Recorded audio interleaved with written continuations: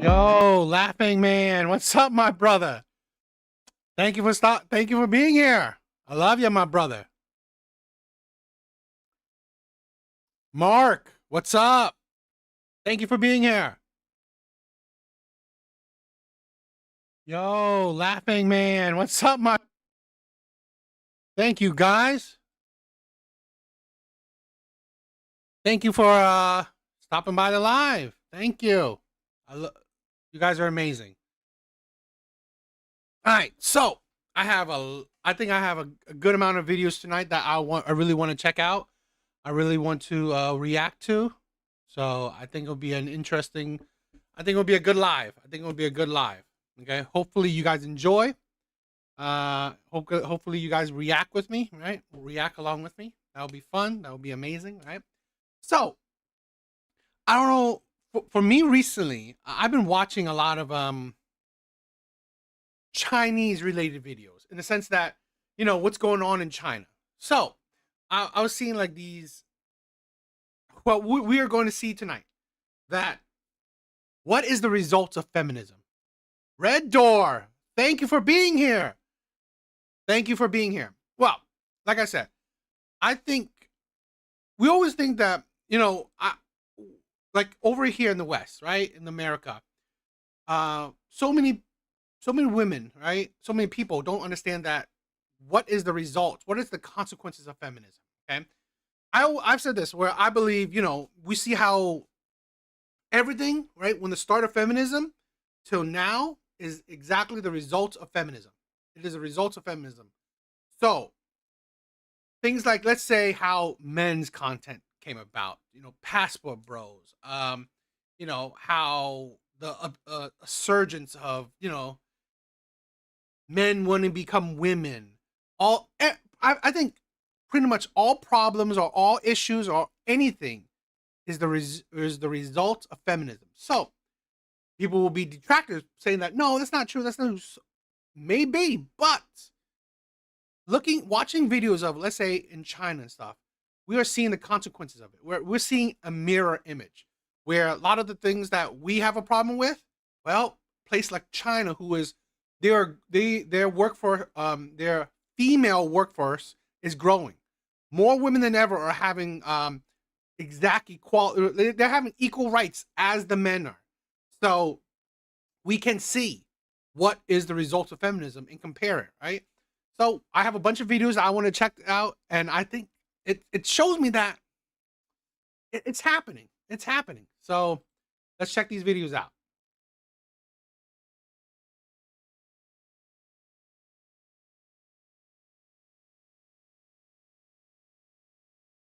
Let's check this one out.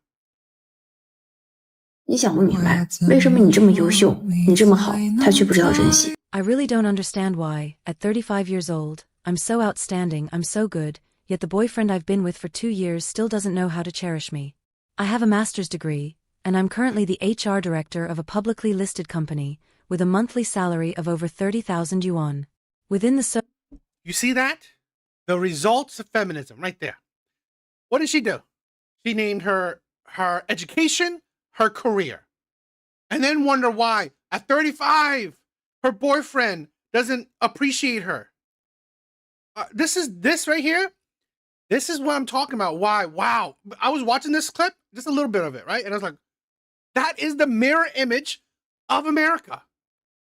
Women lead with their accomplishments and think, why aren't men appreciating me? Why don't men want me? Right? I have so many degrees. I have a career. I make so much money. Why aren't men wanting me? And this is the problem, right? This is why these Asian women, foreign women, don't understand. But here in America, we already do. We have been experiencing the boom and the result of feminism for years, right? And this is why men's content has grown in the last decade or so. Shit like this is happening overseas. circle of women he's able to access, I'm already the ceiling he can ever hope to reach. Why wouldn't he treasure someone as excellent as me, and instead, choose that 28-year-old woman who's not even worth a single strand of my hair? You have to understand, she only has a junior college degree, and she's just a low-level clerk. Is it really just because she's younger than me? I devoted all my time, energy, and money to this relationship. I took care of him in every possible way, gave everything I had, and in return, he acted as if he saw nothing. He made me feel like I was begging him for affection, as if I were beneath him. Not only did he not appreciate my efforts, but he trampled on my dignity again and again, treated me with coldness and cruelty, and said heartbreaking things to me. Each word was like a knife stabbing into my heart. I truly hope all my sisters can understand. Now, I will say this. If it's true, the things she said, how she treats him, if she treats him amazingly, right? I think that's terrible of the guy. I think that's disgusting of her boyfriend. So, uh, it's teaching women to hate men. Yes, it is, right? And it's teaching women to view men in a different light. So here's the thing: where if she treats him, if she treats her boyfriend great, and this man just wants to go with a younger woman, I think that's idiotic. I'll call that out. That's stupid. If you're being treated amazingly by a woman, but you just want to go for a younger woman, that's stupid. That's absolutely idiotic. Now, I question it. Okay, I question if that's true, because here's the thing: women that are overly accomplished, they develop certain habits, certain mannerisms, certain way of thinking. They have very masculine traits, very masculine mindset. They're disagreeable, they're combative, they are, usually it's my way or the highway. So, maybe I'm assuming that here's a woman that is relatively accomplished. She is probably making this man feel less of a man, probably taking charge of the relationship. Now she may be doing nice things for him, but maybe holding it over his head, right? Maybe just this is the thing where I just say this, where a lot of women don't understand that your accomplishments don't make you attractive. It may not make you less attractive, but it definitely doesn't make you more attractive. It is usually how you treat a man, okay? Especially how you look, correct? But also how you treat a man. So if she's saying that's how she treats her boyfriend is correct, yeah, I say that man is an ass. I'll straight up say that man is an ass. But who knows? Women, sometimes people will paint such a nice picture of themselves when in reality, they're not that great. So I question it, but if it's true, that man is an ass. Understand one thing. In a relationship, the person who gives their heart sincerely is not wrong.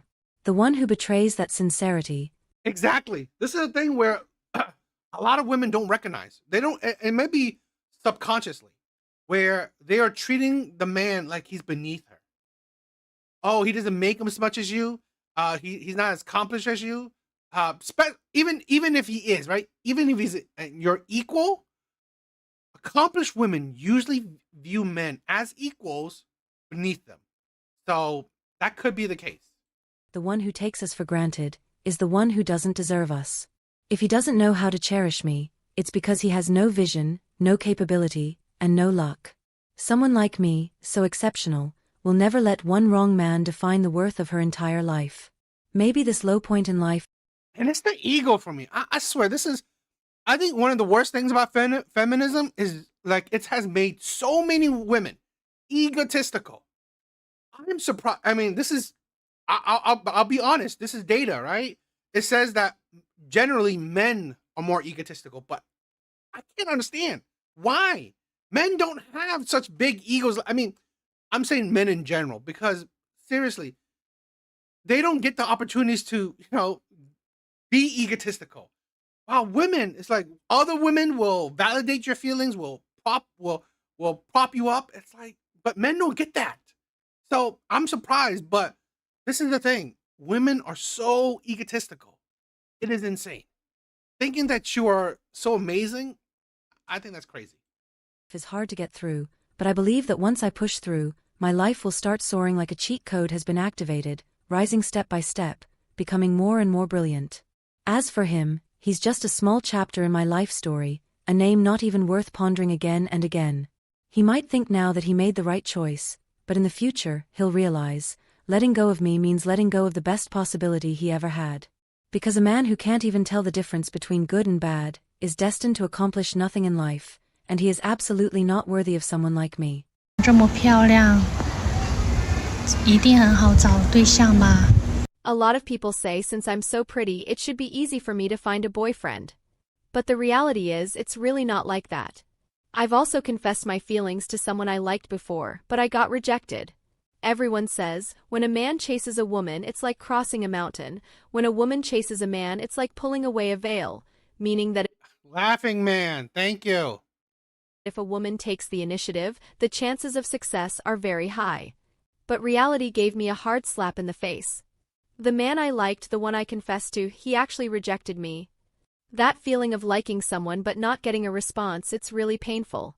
It's like you see something you really love, you desperately want to bring it home, but you realize you simply have no way of taking it with you. Over time, I've come to understand that just having good looks really doesn't mean anything. Being pretty isn't everything, and it's definitely not a shortcut to happiness. Especially in today's society, men's standards for women are getting higher and higher. You not only have to be good-looking, but you also need to be well-educated, capable, have a respectable job, and even possess emotional intelligence, be able to manage life well, and have achievements in your career. All This is why I question that men's standards have gotten higher. Really? I question that. I don't believe so. Now, here's the thing. Now, I wouldn't say this, where I think the issue is that men, the standards of men that has gotten higher is the desirable men, right? Top tier men, yes, those men that honestly experience high amount of desire, right? A lot of women want him. A lot of women want him. Well, I think his standard will goes up. I don't think average men, their standards will go up. That's my personal opinion, because I really don't think men's standards are going up like that. of these standards stacked together, only then might you have a bit more competitiveness in the dating market. So sometimes I also wonder, why is it like this? I'm good-looking, and yet I still can't escape the helplessness of loving but not being loved back. I guess this is what people call... Here's the thing also. This woman, I probably translated, she says she's good looking so many times, which is questionable. Where she's a lot of, this is a thing where, and it's not a bad thing. Most people are average at best. Average at best. So where this may be a cope is that, oh, men's standards are going up. So, you know, I'm so good looking. That's why I was rejected, because men's standards are so high. Is it? Is it really? Or the more accurate thing is that you're not that good looking. You're very average. So he wasn't that interested. A lot of women, a lot of people really are having a hard time with that because of ego.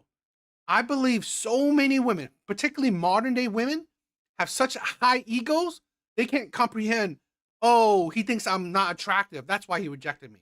So what women are trying to cope with is that, oh, because these men's standards are so high, that's why they rejected me. Not because of my looks.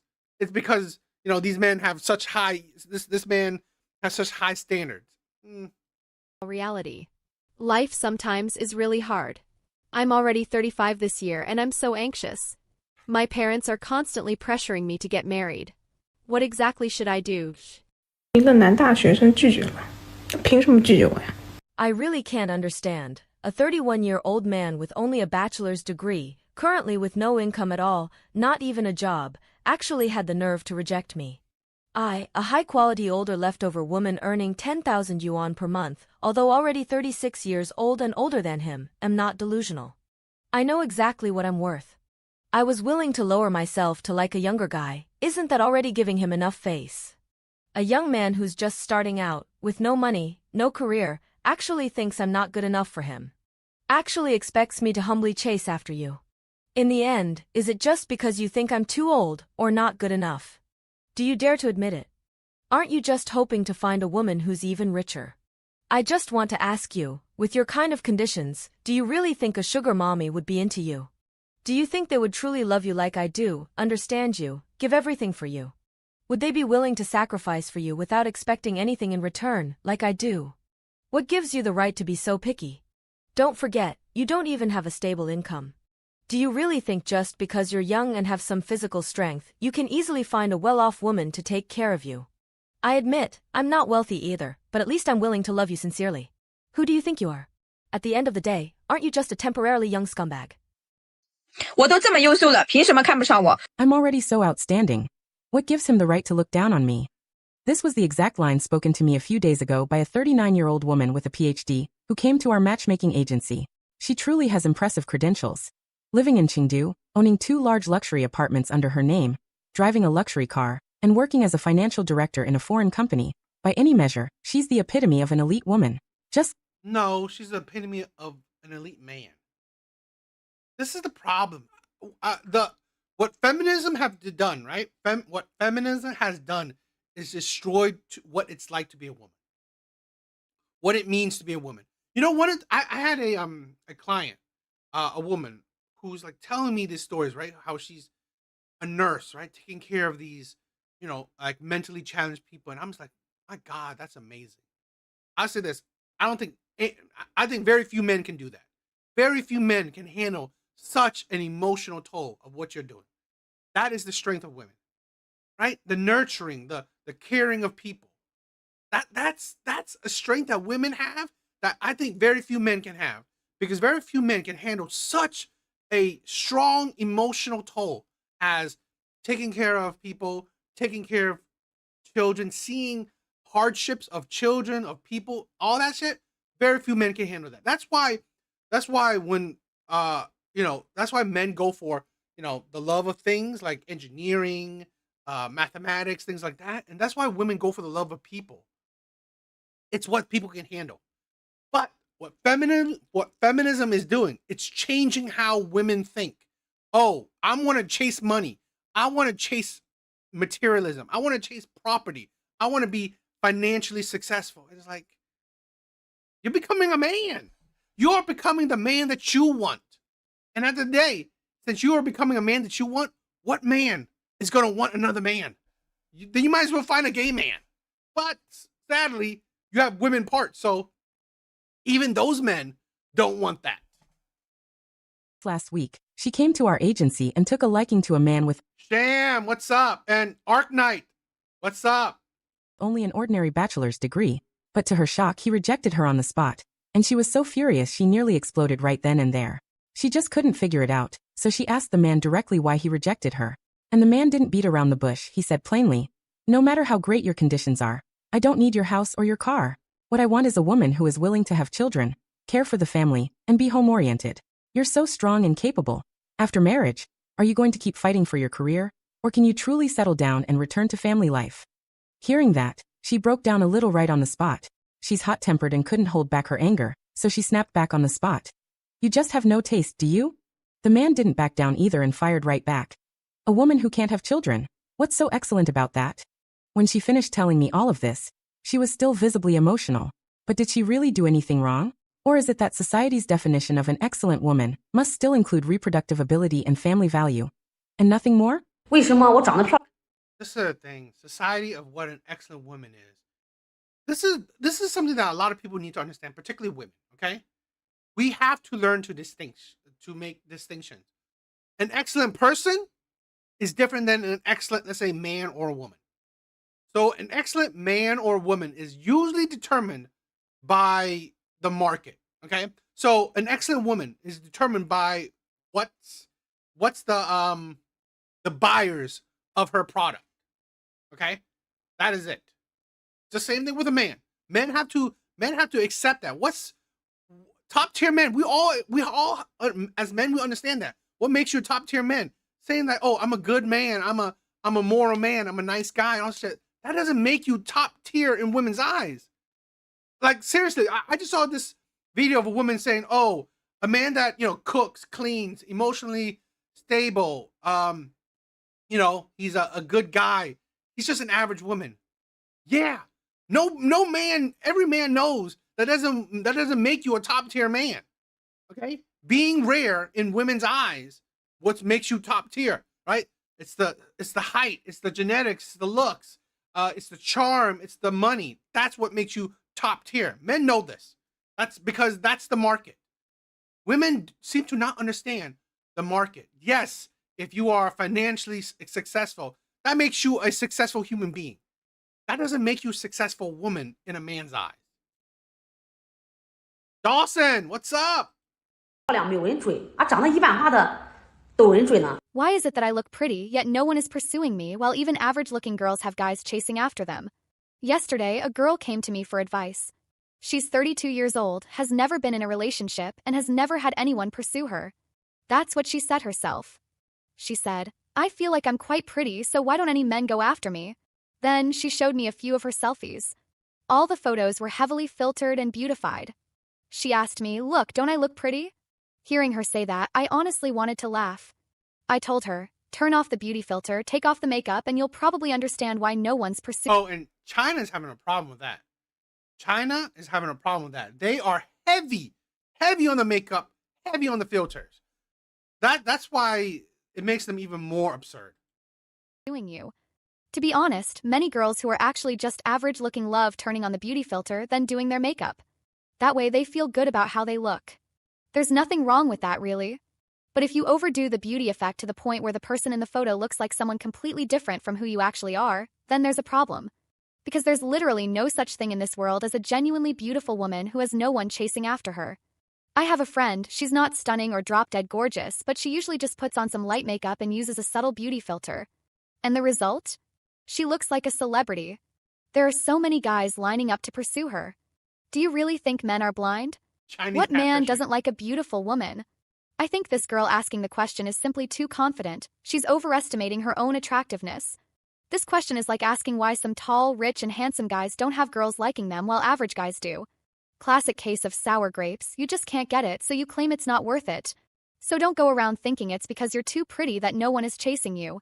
Simply that you're actually not that pretty. You're just overly confident about your looks. Go take a good look in the mirror. Stop looking at your beautified, filtered self through your phone. 我今年33岁，硕士学历，优质大龄剩女。 I'm 33 years old this year, with a master's degree, and I guess you could say I'm a high-quality leftover woman of advanced age. I used to never worry about finding a partner. Always felt that as long as I wanted to, I would surely meet the right person. But once I actually started going on blind dates, I finally realized how cruel reality can be. The other party doesn't care at all about your education or job. The first things they ask about are your age and physical condition. They all say, if we meet at 33... I've said this before, and I really wish women would understand. When it comes to the dating market, people will only care what they can benefit from. It's just, I think that's just how people are, right? I think that's the nature of people. We only care what we will benefit from. This is the thing where, here's the thing. Women. Why do women care about men's money? Why? Because nowadays, women are equal. Women can make money themselves. Women can, women are just as educated as men. Because at the end of the day, women benefit if a man has money. No matter how much money she has, she will still benefit from a man's money. Women get dates paid for, gifts, bills, rent, so on and so on, trips, whatever. So she benefits from a man's money. So no surprise, money is important to her. But what women seem to not understand, men don't benefit from a woman's money. Now, a woman that's educated, that has a job, great. At best, he hopes she's not a leech. At best, he hopes she's not a leech. But usually, she still drains him of his resources. Men understand that. So, even if she has money, even if she's a CEO, she still has rules that you have to pay for the date. You have to be the man who pays. You have to be the provider. So, even though she has money, it's meaningless. So, men don't care about your education or your career because at the end of the day, it doesn't benefit him. He can't get nothing from it. What men can get from is your beauty, your youth, your body, your womb. That's pretty much it, right? How you treat him, that's nice too, but those are the physical things that he can get. Okay? And that's why men care.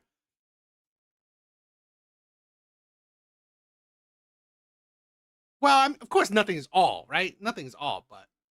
Then having a child would have to wait until after 35. And and in the eyes of men, that already makes you an older mother, considered a high-risk group.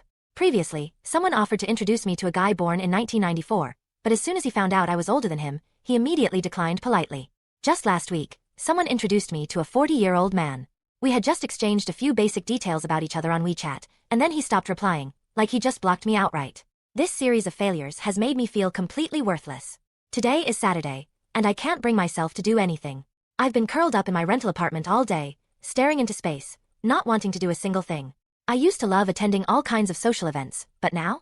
I don't even feel like stepping outside. But honestly, I really don't think there's anything wrong with me.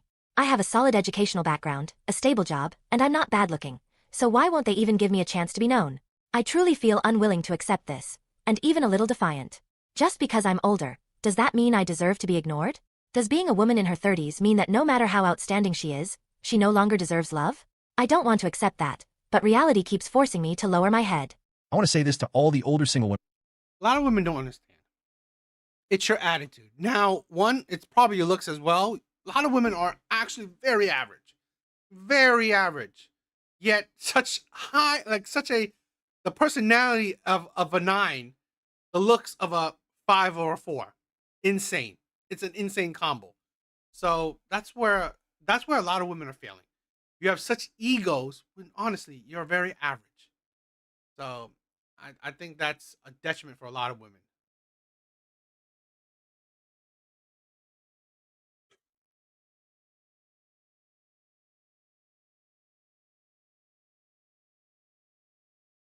Let's do a TikTok video. Let's do a TikTok. I want to, intersperse it. I have a couple of Asian videos that I want to intersperse with it. So, but we'll do, we'll jump back and forth with different ones. All right.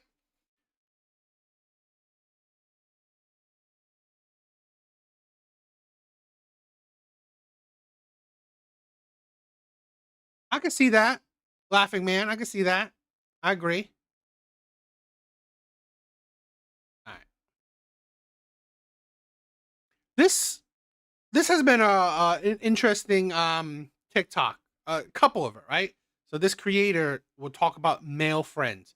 I thought it was interesting, so want to know what you guys think. So let's react to it together. I love the moment whenever I'm out with a guy friend and I put my card down for something and people just look at me like, oh my gosh, poor girl, her man's not covering her tab. That is the most hilarious thing ever, and I live for it every single time because, yeah, it is a little bit uncomfortable. And I get these looks from people like they genuinely feel bad for me, or they're looking at my guy friend like, you aren't gonna cover her tab, like, you bum. My friend's not a bum, like, my friend is just not my man. And that kills me. It is so funny. Sometimes I even like to play into it, is like, just look at them like that. Do guys like experience that as well? Like whenever you're out with your friend that's a girl, do you feel pressure to like put your card down so that like strangers don't think you're a bum? I love. Don't we guys stop giving a shit about strangers. Stop giving a shit about strangers. I just want to give a little bit. This is that kind of woman. So let's go into her actual video. You're my homeboy, but you're still a man, so there are things that I expect from you even though we're not in a romantic relationship. Let's get to it. Number one, if you are in the car with me while I'm getting gas, you are pumping my gas. I don't know why that one's controversial. Pump this gas. I also expect you to put me on the correct side of the sidewalk. Do you want me to die or not? Exactly! Number three, you are the DDH, designated door holder. Why would I be opening the door? You are a man. I don't expect you to cover anything financially, and I don't expect you to carry my bags if we go shopping, although that one pains me and it took a lot of growth. It took a lot of growth. I don't love to carry a bag in the store. God, that one really hurts though. I feel like there's more and I can give you more if you're really that interested. You're my homeboy, but you're still... Why do you think men in manosphere content say do not be friends with women? Because of shit like this. Shit like this. This is a thing where it's all about using you. So what do you get, like, it's like, I find it funny when we say, oh, what do you get out from being friends with women? What do women give you? Advice? Okay, yeah, great. I really want advice from a woman. Okay, particularly women like these. Now, I would say this, right? I'm gonna preference that my sisters, or particularly my one sister, she's mad smart, mad logical. So I would go to her for advice. So that I'm not saying that women give terrible advice. No, tell me, would you think this woman would give you good advice when her brain is like this? No. So this is the problem where generally, sadly, it's not a beneficial thing to be friends with women. It's actually they are using you, particularly as a man. Because think about this: women do not have the same expectations when they have female friends. But as a male friend, she has expectations on you. The insanity of that. Because you are a man, you must do this to be her friend. But imagine if she did this mindset with another woman. The audacity, right? So already there, she views you less than her other friends. Okay? She's not saying, oh, women need to, my female friends need to do this and that for me. No.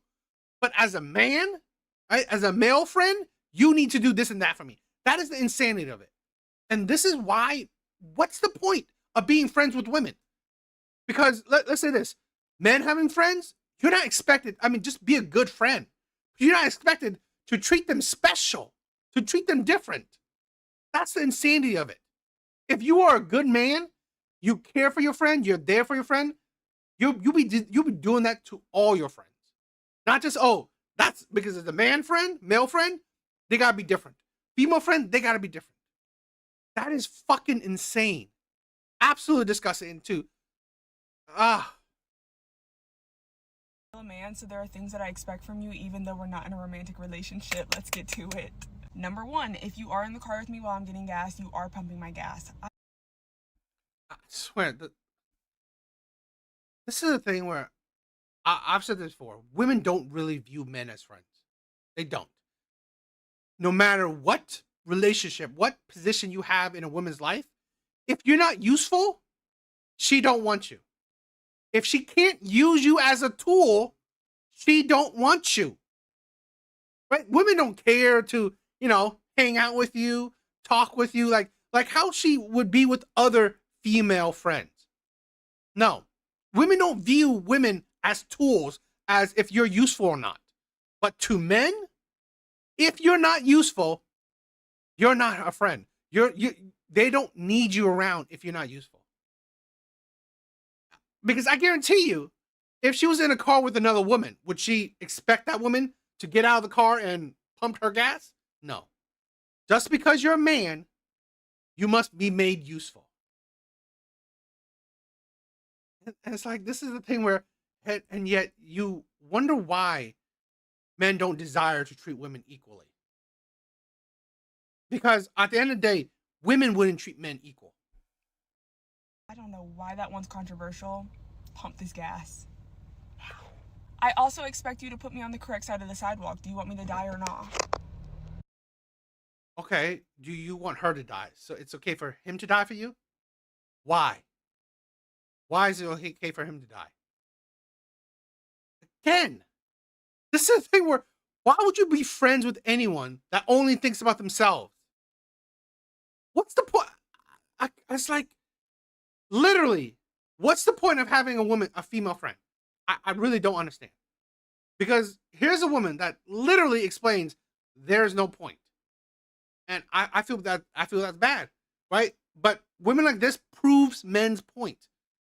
For a long time, men in men's spaces have said, no, do not be in the friend zone. Do not be friends with women. It is a pointless thing. It's useless.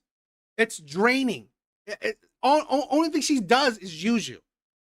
No, do not be friends with women. And I'm sorry, women like this prove men right. Exactly. Number 3, you are the DDH, designated door holder. Why would I be opening the door? You are a man. I don't expect you to cover any. Does that mean you're just a weak woman? You're weak, you're dainty, you're useless. Isn't this misandrous as well? Isn't this well, not misandrous, misogyny, right? Viewing women as weak, as inferior. You can't even open your own door. You're so weak, right? You're so weak and inferior to a man. You can't even open your door. You can't even pump your gas. So you need a man to do it. Sounds like the hate of women to me. Anything financially, and I don't expect you to carry my bags if we go shopping, although that one pains me and it took a lot of growth. I don't love to carry a bag in the store. God, that one really hurts though. I feel like there's more and I can give you more if you're really that interested. You're my homeboy, but you're still a man, so there are things that I... Ridiculous. Like, why does everything have to come with rules and expectations? The funny part is, I guarantee you 70% of men would do... Yo, I got tears in my eyes because this is so scary that this is controversial. So he's talking about, like, why do women have to put expectations on men? Why can't y'all just be cool? Why can't we just be friends, right? So I'm thinking that Shorty said some crazy stuff in her video. This is what she... Again, okay? Women do not qualify for gentlemanly behavior. On this app, on social media, every fucking day, at least for me, right? My FYP may be a bit crazy than yours. You get women insulting men every day. You get women having think pieces of men every day, saying men are this, men are that, blah, blah, blah. You think men desire to be gentlemanly to women that just hates them? Women that shits on him? Women that thinks little of him? Every day you hear women say men are dangerous. Men are violent. Men are terrible. Men are trash. Men are this. Men are creeps. Men are ugly. It's like, are you kidding me? And now here you think about, oh, this shit, like, men doing this for women shouldn't be controversial. Really? Who are you to expect shit like this?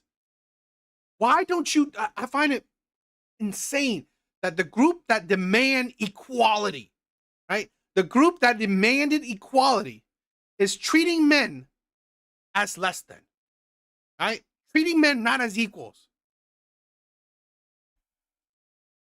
So there are things that I expect from you even though we're not in a romantic relationship. Let's get to it.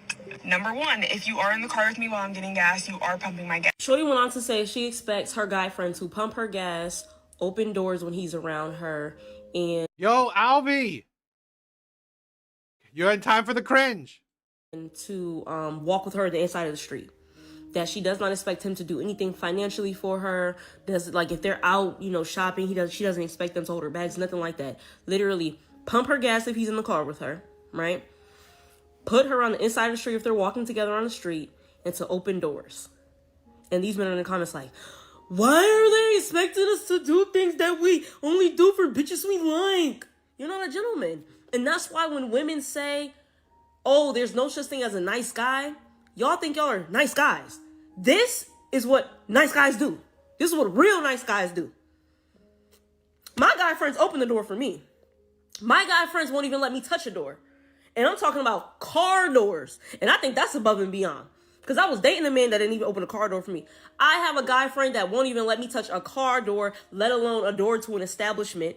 Okay? He's definitely going to pump the gas. He would feel weird as a man to not pump the gas.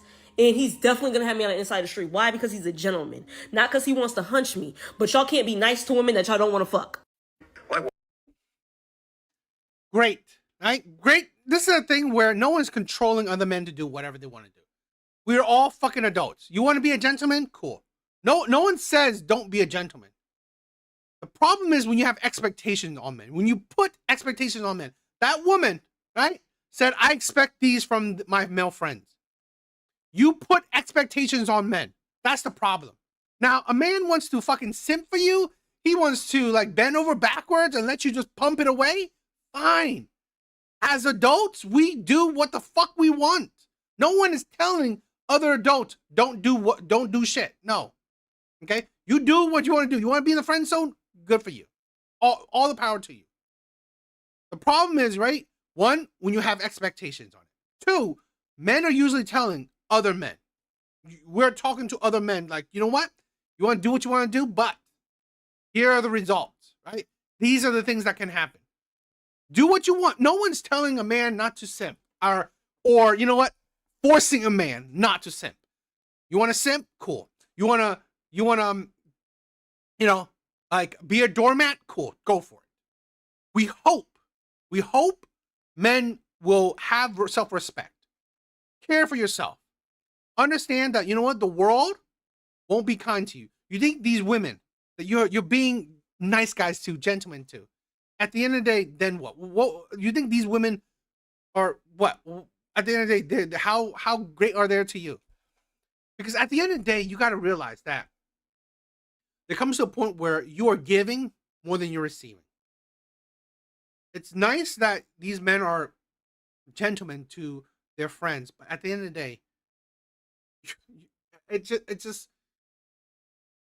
comes to a point where if you come to a stage where you're just giving and never receiving, you're never thinking about yourself. You are setting the tone for how your life will go, right? You're setting the tone for how you go about relationships. And a lot of men will wake up from that eventually, right? But you spend years, right? You spend years of being the nice guy, the simp, the gentleman. And then you find out that, you know what? Women will treat you like trash.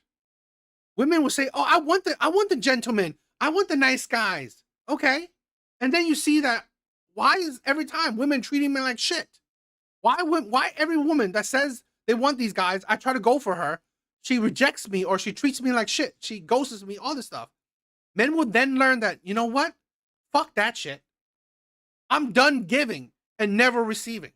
Now, young bulls, right? Yeah, the young bulls, fine. Do what you want. I guarantee you, a lot of these are the young men. A lot of these are the young men.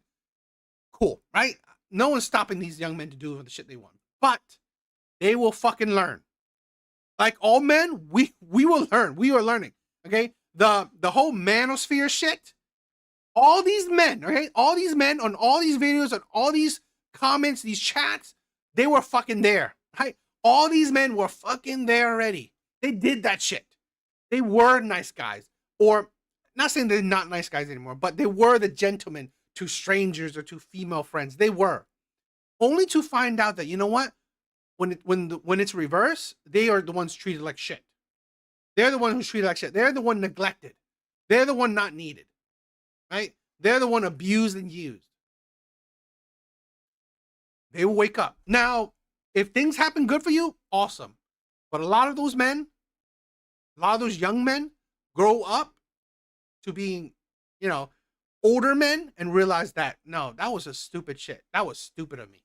But, live and learn, right? You live and learn. But what do you guys think? You saw the video, a guy did that and he didn't even know the girl and he had a crushed in skull. What's on life support? And I've done a few videos, right? On white knights, men jumping in, trying to be good guys, nice guys, saviors, white knights, shit like that. At the end of the day, do what you want. But a lot of men are learning. A lot of men are learning that it's like going above and beyond for strangers, for people that, you know what, at the end of the day, they wouldn't look twice at you, right? If something happened to you, they move on with their life. That's what a lot of us men, we have, like, we say this a lot, okay? Women will sacrifice their man, women will sacrifice their family for their happiness, while men will sacrifice their happiness for their family. And then we gotta learn, like, what the fuck, right? At the end of the day, men will sacrifice everything for everyone else. Then we realize no one will sacrifice shit for a man. No one is sacrificing shit for a man. Particularly good men, no one is sacrificing nothing for good men. So, I don't know. I mean, some of us have to learn if it's we have to learn the hard way. Is it a good thing? Is it a bad thing? We'll see what it is.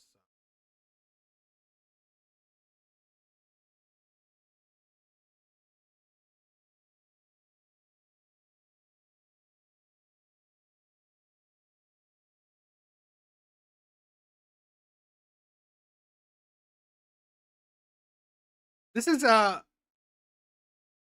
interesting. This is like the kind of the uh what is it? It's not resurgent. The creation of passport bros in China. So I thought it was interesting. And another guy's in the works. He's heading to the Philippines this Christmas to marry his girl and bring her back. In August, a farmer vlogger from western Guangdong revealed that a Filipino woman had married into his village. She's been living in China for 7 Whiskey, you are too kind. You are too kind. I like to be kind. Kindness is infectious. I don't expect anything in return. I just like it that way. No, you know what? This is a thing where that's amazing, right? This is what I say. What I said already, that do what you want. Us as we're all adults, right? Do what you want.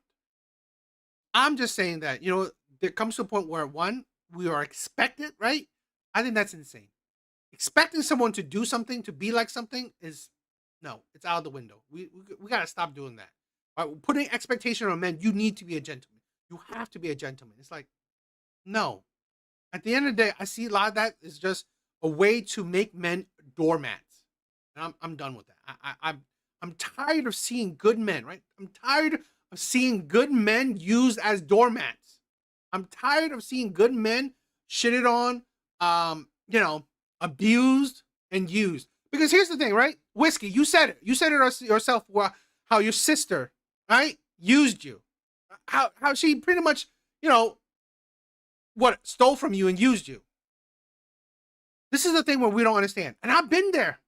Being a good man, being a good guy, nice guys, people will take advantage of you. Now, if you understand it, you don't want to change who you are, awesome. But sometimes we got to realize that, when you're so good, when you're such a good person, people see it as a weakness. And it's sad. It's definitely sad. So you come to realize that, this world is ugly. This world is very ugly. To 8 years and is now raising 2 children. At this rate, the whole village is going to end up with Filipino wives. In a separate video, in China, the whole village is Filipino wives. That's crazy. A vlogger addressed questions from internet users about marrying Filipino women. A ton of folks online keep asking, won't those Filipino wives just take off? Let me tell you straight, they won't. Why is that funny? Because in the Philippines, divorce isn't a thing. They've got marriage certificates, but no divorce papers. So, how do you even get divorced? Some people also ask, if you don't speak the same language, how do you talk? Simple, we use WeChat. It's got auto-translate, so we use WeChat. You know what? This is a thing where, I'm telling you, technology, I'm looking, it's going to make passport bros an easier thing. Like, you could go to Colombia, Africa, Philippines, and just like fucking take Google Translate. Let's just fucking chat with each other. I mean, people are doing it now, right? People are texting more often than actually talking with each other. Or, it's like, I have a tenant. She speaks only, Spanish. I just fucking like, this is what I'm saying, this is what I'm saying. So I was like, whatever, I mean, you might not get as emotional connection with it, but I mean, Chatting's a breeze. No issues there. But here's the real kicker. The worry isn't her running off. It's if you ever want out. Good luck. Divorce isn't happening. Philippine law doesn't allow it. You get a marriage certificate. That's valid everywhere.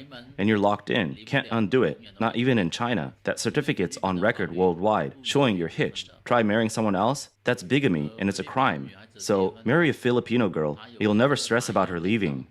Really? I didn't know that.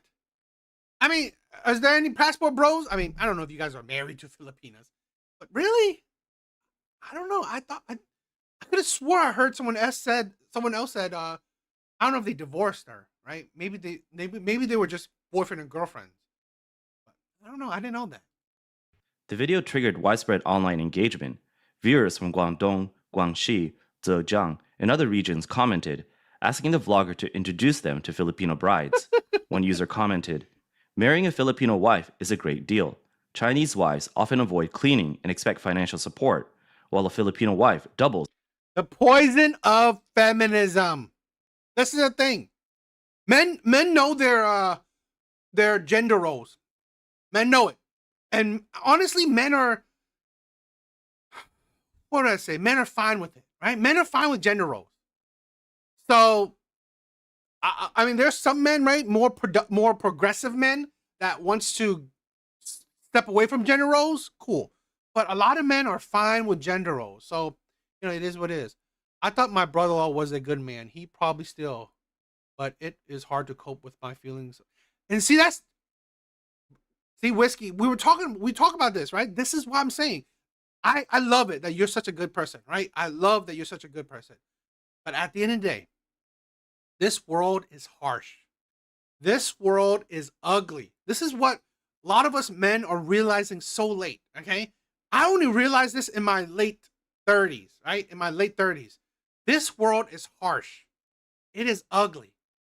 So, sometimes, my friend married a Filipino 20 years ago. She's loving. Really? That's cool. I don't know. I wouldn't trust any woman. As a housekeeper. Another user wrote, "Hello, handsome. Finding your video feels like fate. I'm from Yangjiang. Can you introduce Filipino girls to my sons? Both are unmarried." Other comments included, "The bride price for a Filipino wife is around 10,000 yuan. Only the paperwork costs are high." And, "Hello, handsome. I'm from Huazhou. Can you introduce someone? My brother is 34 and still single." Another user praised, "Filipino girls are more considerate than Chinese girls. They're tidy, diligent, and attractive. I recommend finding a wife in the Philippines." In recent years, Chinese social media discussions about rural men marrying foreign brides have intensified. A growing gender imbalance in rural areas with more single men drives this trend. Women from Vietnam and the Philippines are increasing. God damn, she's cute. The fuck? This is the thing where I don't know. I might that she's cute. She's really cute. Okay? And I don't. This is why I'm saying like we're bros, my brothers. Get that passport. Like, open up your options. I'm not. This is the thing. I'm gonna tell you this, right? I'm gonna tell you straight up. I do not condone or I don't support men just going around the world just having sex with a bunch of women. No. Personal opinion, right? My personal view, my personal morality. If you're going to do it seriously. I mean, I'm not telling people what to do, right? Me personally, I'm not looking to go to different countries to just fuck with different women. That's not my thing, right? I want to be consistent in my morality. I want to find a partner. So if I'm going to do something, I'm finding a partner. That's my thing, right? To each their own. You do what you want to do. For me, I want to find a partner. And I've been thinking about I don't know, a Russian girl, Filipina, whatever. These women are really nice. And you gotta imagine, okay? Men love beauty. So imagine a woman that's this cute in America. She wouldn't fucking look twice at me, right? She wouldn't look twice at me. She wouldn't even look my way, right? She wouldn't even spit on me if I was fired. So, yeah. Increasingly viewed as a solution to this social challenge. Evil Eddie. Say, a like-minded brother. And this is the thing. I'll be consistent. I'm going to be consistent because I do not view myself, nor I don't believe my brothers, right? Or at least I don't believe all my brothers like this. We're more morally sound. We're not going to stoop to the lows of like some of the shitty men, because that's not us, right? The men that want to just sleep around, just like, for me, I've said this before. I don't think body count is good for nobody, neither man or woman. So if I don't want a woman that has 100 bodies on her, why would I have 100 bodies on me? So that's how I view it, right? But like I said, each to their own. Young people in mainland China face intense economic pressures, and marriage often requires a costly bride price, a house, and a car.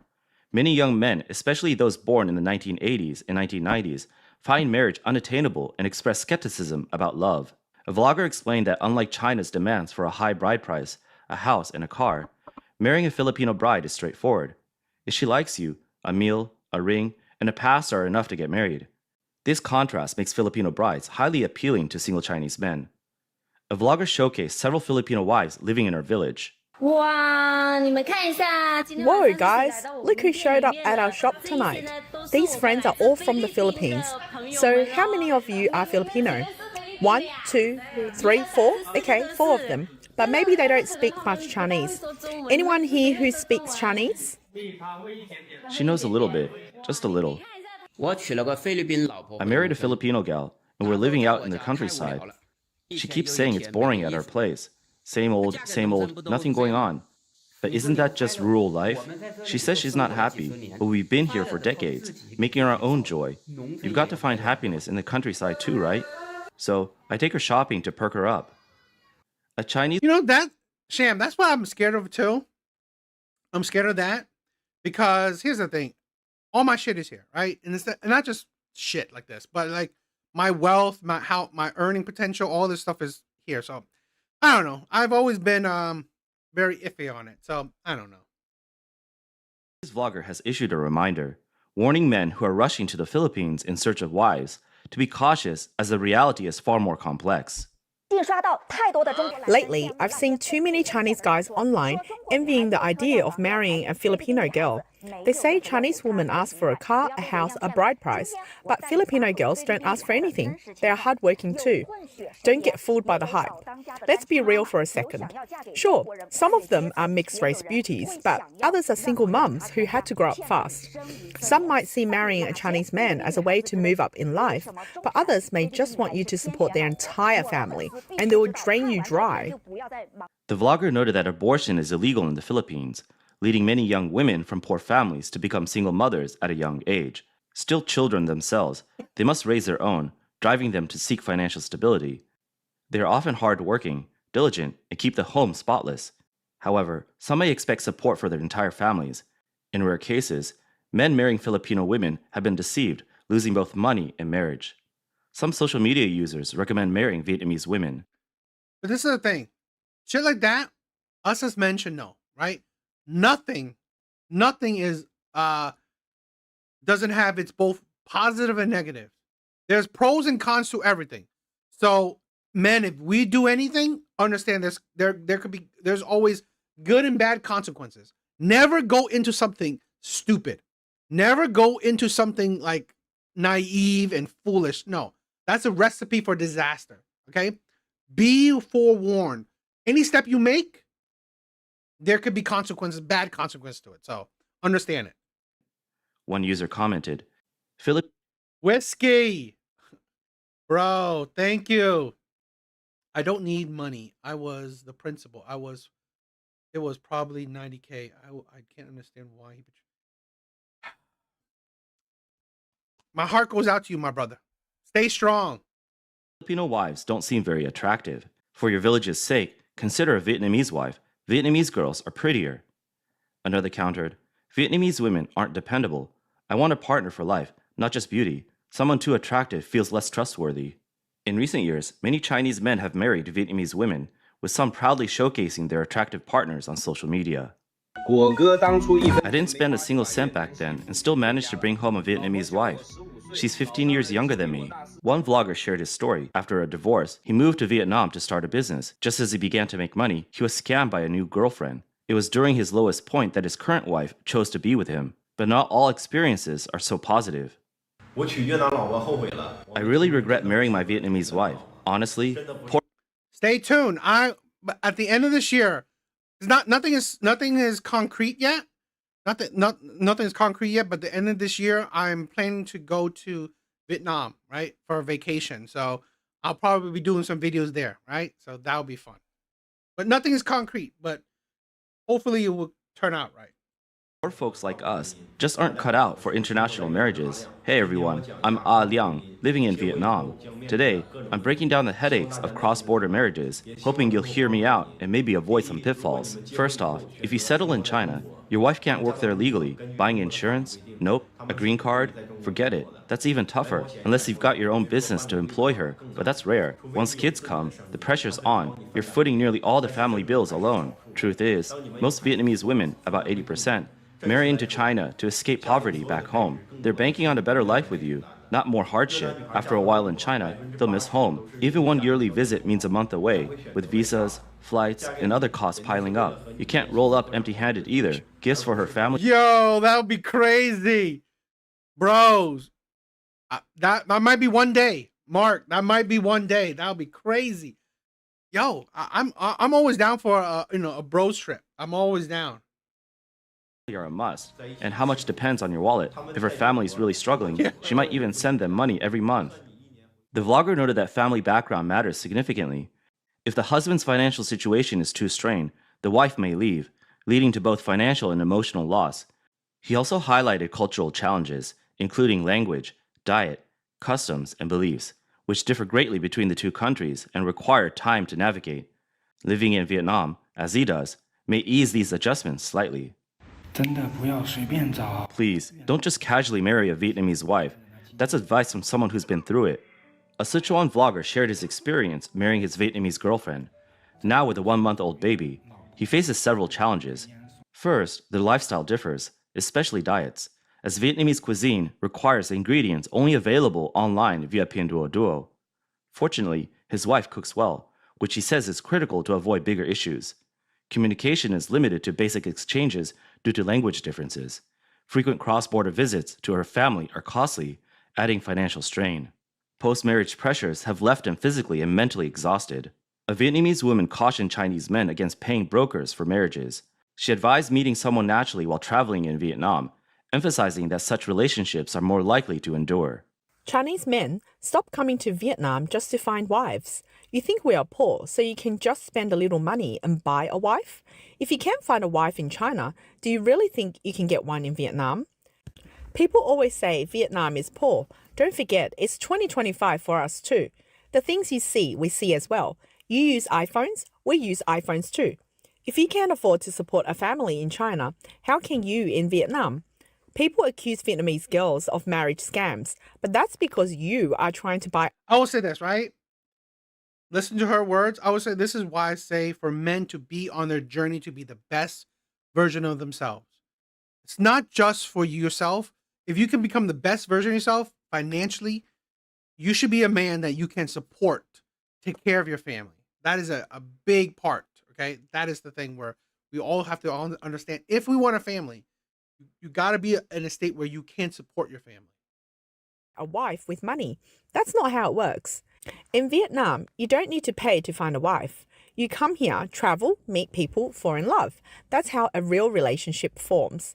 Marriage doesn't cost money, but if you try to buy a wife, of course you will get scammed. If you really want to marry a Vietnamese woman, you need to understand our culture. Take it slow, don't rush. Back then, I ignored my parents' objections and married into rural China. Do I regret it now? A Vietnamese woman married to a man in rural China posted a video online of herself cutting grass in the fields. When it spread on Vietnamese social media, the comments were harsh, questioning why others in China live in apartments and drive cars while she married into poverty. Many recalled warning her against moving to China and now mock her daily struggles, suggesting she'd be better off back home. She admitted ignoring her parents' objections to marry in China. Though some assume she regrets it, she says she feels no regret. Another Vietnamese woman commented, "I've lived in Anhui, China for 14 years since marrying. My husband passed away over 3 years ago, leaving me to raise our children alone. Life in China is highly stressful and exhausting." China affairs expert Yue Shan noted that discussions about marrying Vietnamese or Filipino women often focus on material benefits. However, many foreign women marry into China out of necessity. Under Communist Party rule, China lacks religious and press freedoms, and corruption is widespread. Vietnam, by contrast, avoided events like the Cultural Revolution, enjoys greater online freedom, and has a rising economy, while China's declines. The Philippines also offers a freer society. These women, he said, are entering a less free country. Since the Russia-Ukraine war began, more Chinese men have married women from Russia and Ukraine. My wife's whipping up some pickled cucumber for a Ukrainian cold dish to share. She's in the kitchen now, cooking something. Don't know if it's lunch or dinner, but whatever, as long as she's happy. The way she cuts veggies is totally different from how we do it back home. In Ukraine, they don't use big kitchen knives, just these tiny ones.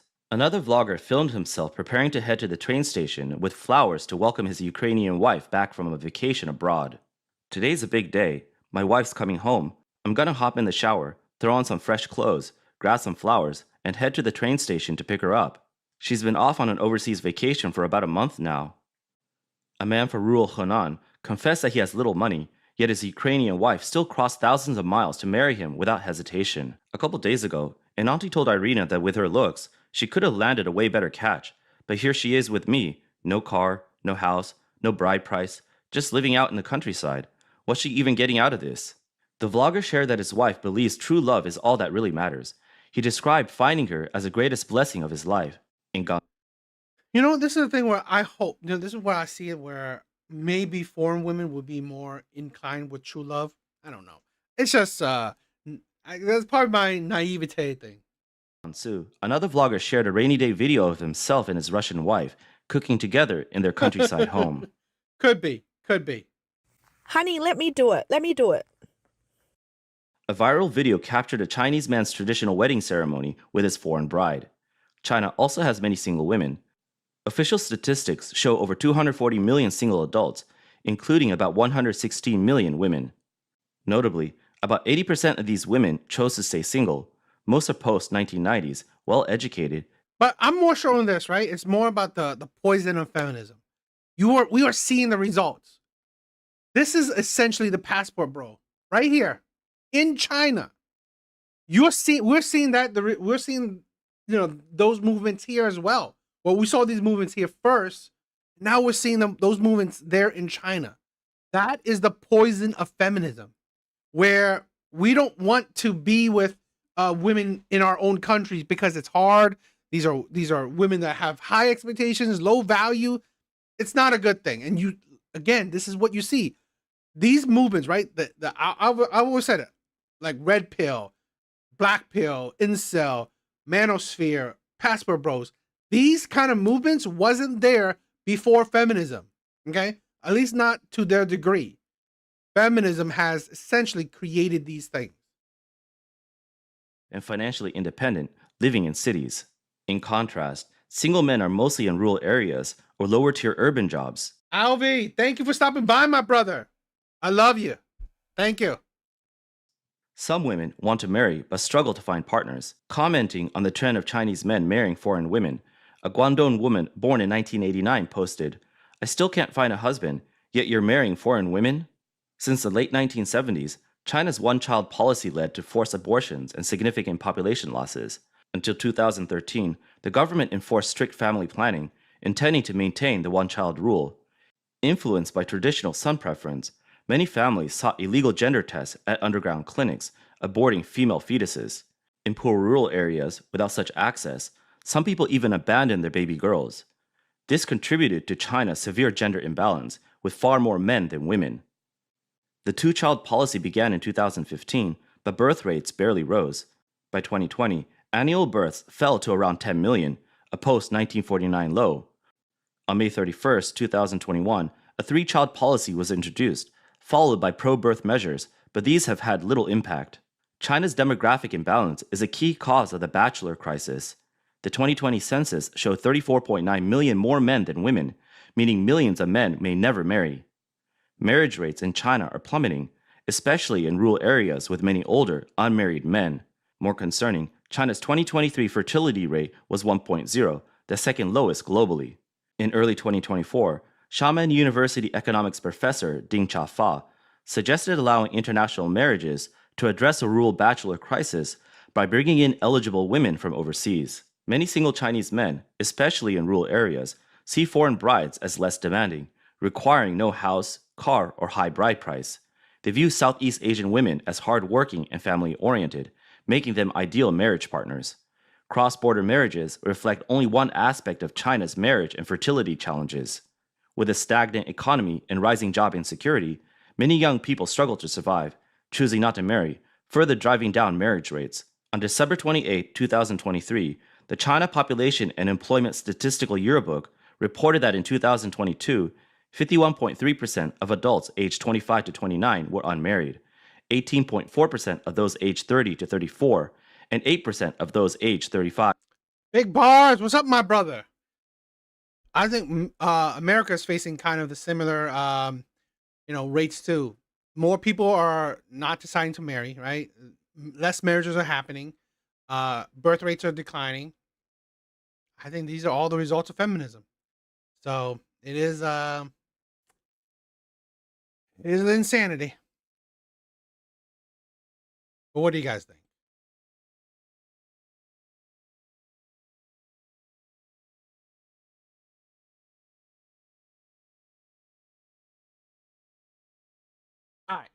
Let's do some TikTok videos.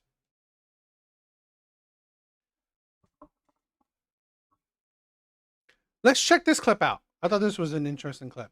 I've asked a lot of my guy friends their opinions on men going 50-50 with women, and their answers are very interesting. So the guys I've asked, they're from different age group, different income levels, different career backgrounds, and at first they would tell me going 50-50 with women is reasonable nowadays. Also, it depends on the stage of your relationship. Sometimes I pay, sometimes she pays. You know, relationship is about two people getting to know each other, supporting each other, growing together, which are totally understandable and valid points. And then I asked them, if you meet a girl that is absolutely your dream, being with her would make you the happiest person on earth, would you go 50-50 with her?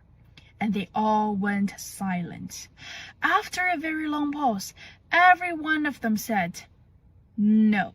And then they're finally being honest with me. They said from a guy's perspective, if they meet a girl they really like, going 50-50 with her would make them embarrassing and humiliating. That kind of idea would not even come across their mind. They will try to do everything to impress her. If they don't have money, money won't be the problem. They will find a way. So ladies, listen, if you want to go 50-50 with a guy, this is exactly what they're thinking about. I've asked a lot of my guy. Yeah, I agree, Whiskey. You don't. This is the thing where you don't have to have a marriage or any of that stuff. I agree. You gotta do what makes you happy. Now, with this video is like, I think this is a lot of women have to understand, right? The whole 50-50 conversation, again, it is another result of feminism. This, like, the whole thing where men provide, men will do anything to, you know, make a woman happy. That was there already. That was there before feminism. Okay? Men didn't change. Men adapted. Men didn't change. Men didn't create these changes. Women did. Men just adapted to it. Okay? That's the thing where I think 50-50 is an adaptation, right? Where women said, I don't need no man. You know, women are doing hookup culture. Women are like the increase of online dating, all these things, right, has created the results we see. So it's not men. I've said this before. I think a lot of things in society, the root of the problem is women. Not all women, of course, but basically the root of the problem is feminism. And that's the problem. So it's not men who's doing this, it's women. Their opinions on men going 50-50 with women, and their answers are very interesting. So the guys I've asked, they're from different age group, different income levels, different career backgrounds, and at first they would tell me going 50-50 with women is reasonable nowadays. Also, it depends on the stage of your relationship. Sometimes I pay, sometimes she pays. You know, relationship is about two people getting to know each other, supporting each other. And that's the thing where you don't realize that now more than ever, particularly women, have so many options. So many options. She said, oh, if you meet the love of your life, how would you even know that? You know how many, I saw this, I heard this, a TikToker, right? Came on and says she went on, I think she said in 1 year, she went on like almost 100 different dates. She said in a small amount of time, right? I don't know if she said a year, but she said she went on like 100 different dates. You think that you look at that, okay? This is what a lot of women don't realize, okay? Imagine a man going on, let's say, 20 different dates, and he pays for all those fucking dates.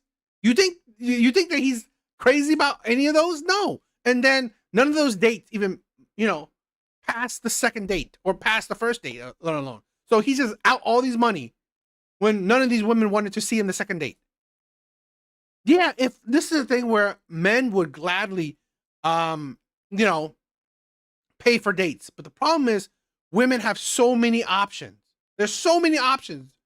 So even if you go the extra mile, right? Because, oh, you think she's beautiful. You think she's beautiful. You think she's amazing. You want to impress her. Okay, you go all out the first date. But you know what? She felt no vibe, no nothing. So boom, ghost you, or boom, doesn't want to go on the second date with you. Now he's out. Supposedly he met the love of his life, right? He met the love of his life. Yet she didn't think much of him.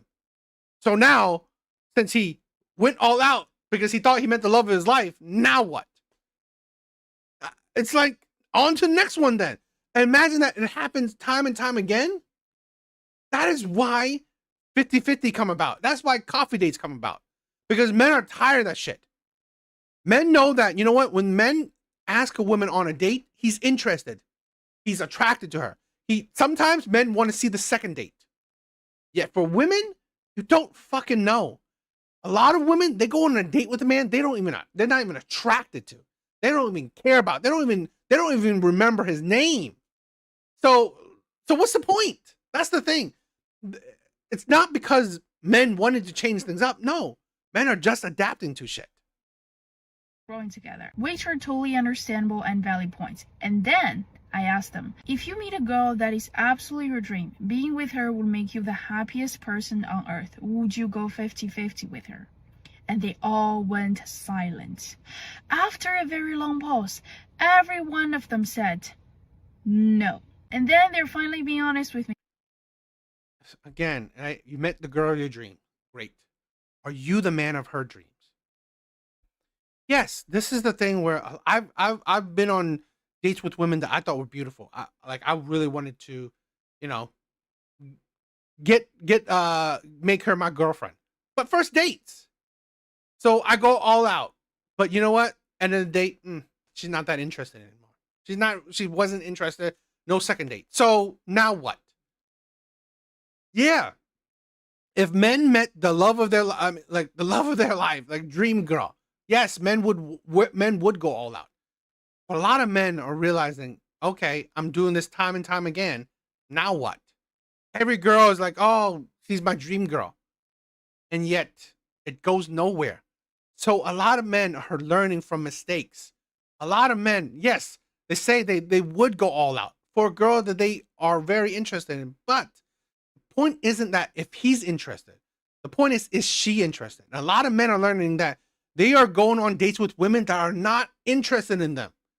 Okay, a lot of women are just going on dates because, you know what? It's an experience. It's a free dinner. I did a video where a woman just said, getting to know the man on the date is the least of my priorities. Literally, getting to know the man on the date is the least of my priorities. She said she wants the free dinner and she wants the experience, like a fun experience. If she gets to know him, great. If she doesn't, it doesn't matter. She wants the free dinner and the experience so she can talk to her friends about it. So she can maybe go there with her friends. Literally, a woman said that. Video proof, okay? Saying, I could care less if I get to know him. Men hear this shit. Men hear this shit. They said from a guy's perspective, if they meet a girl they really like, going 50-50 with her would make them embarrassing and humiliating. That kind of idea would not even come across their mind. They will try to do everything to impress her. If they don't have money won't be the problem. They will find a way. So ladies, listen, if you want to go 50-50 with a guy, this is exactly what they're thinking about. I've asked. Yeah. What do you guys think? This is the thing. Like I said, 50-50 is not like men chose it, right? I think it's the adaptation to the current dating landscape. Okay? Men didn't necessarily, men didn't necessarily want it. Men are more fine with sticking to gender roles than women are. Okay? Men didn't choose to change the status quo. Women did. And now women are complaining about it. That is the insanity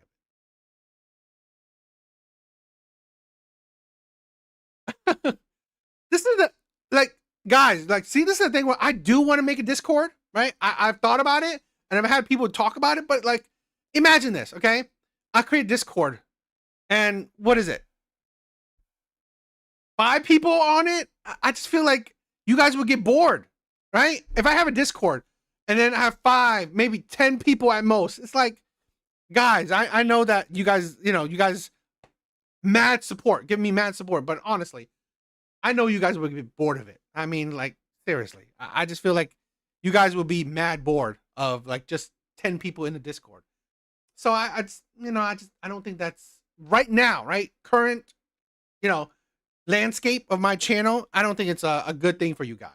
I mean, unless there's like, like I think it was AJ's, his, I think his Discord is a bit bigger than mine, right?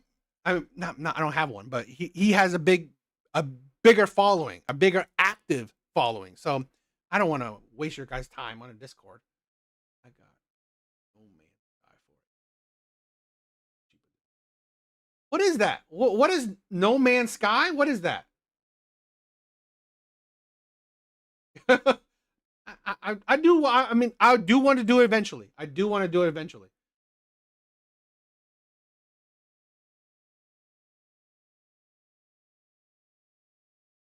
All right, let's check some more TikToks.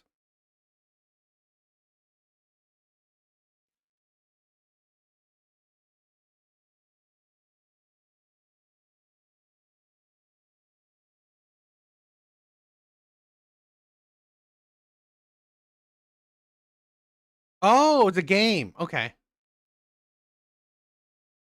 I'm terrible at games. All right. What the fuck happened?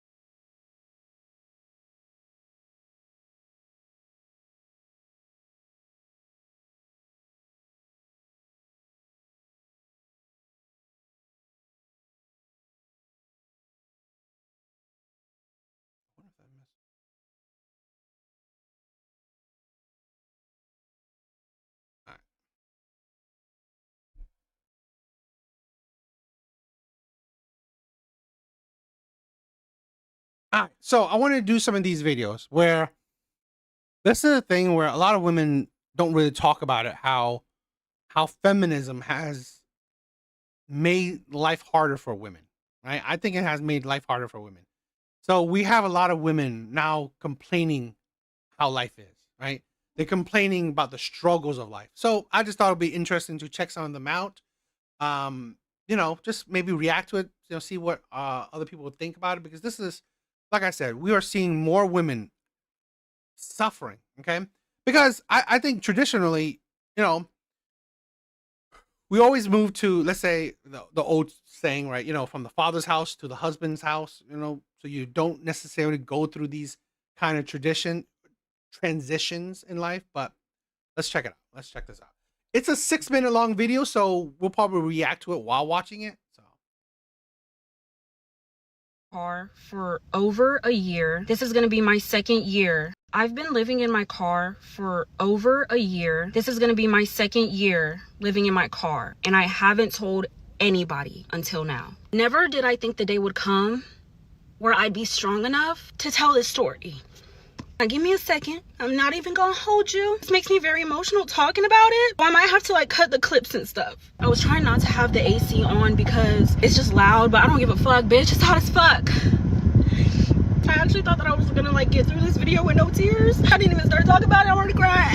I don't care about looking perfect. I just need to speak my truth. And I'm not making this video because I need anybody's sympathy. I'm not making this video. How many is on AJ's? I wonder. Caterpillar eyebrows. Yes, Lenny. Because I want any donations. I'm not making a GoFundMe. I don't need anybody's money. Living in my car taught me who I was, and it showed me who the fuck I am. All I want is for people to listen and... Mark, exactly. That's the thing where I'm not saying women have to be with men. I'm not saying women have to be with men. Do what you want. But this is the better alternative than finding a good husband. Okay. It is what it is. Yes, exactly. They do. It's okay. This is the result of feminism, I guess.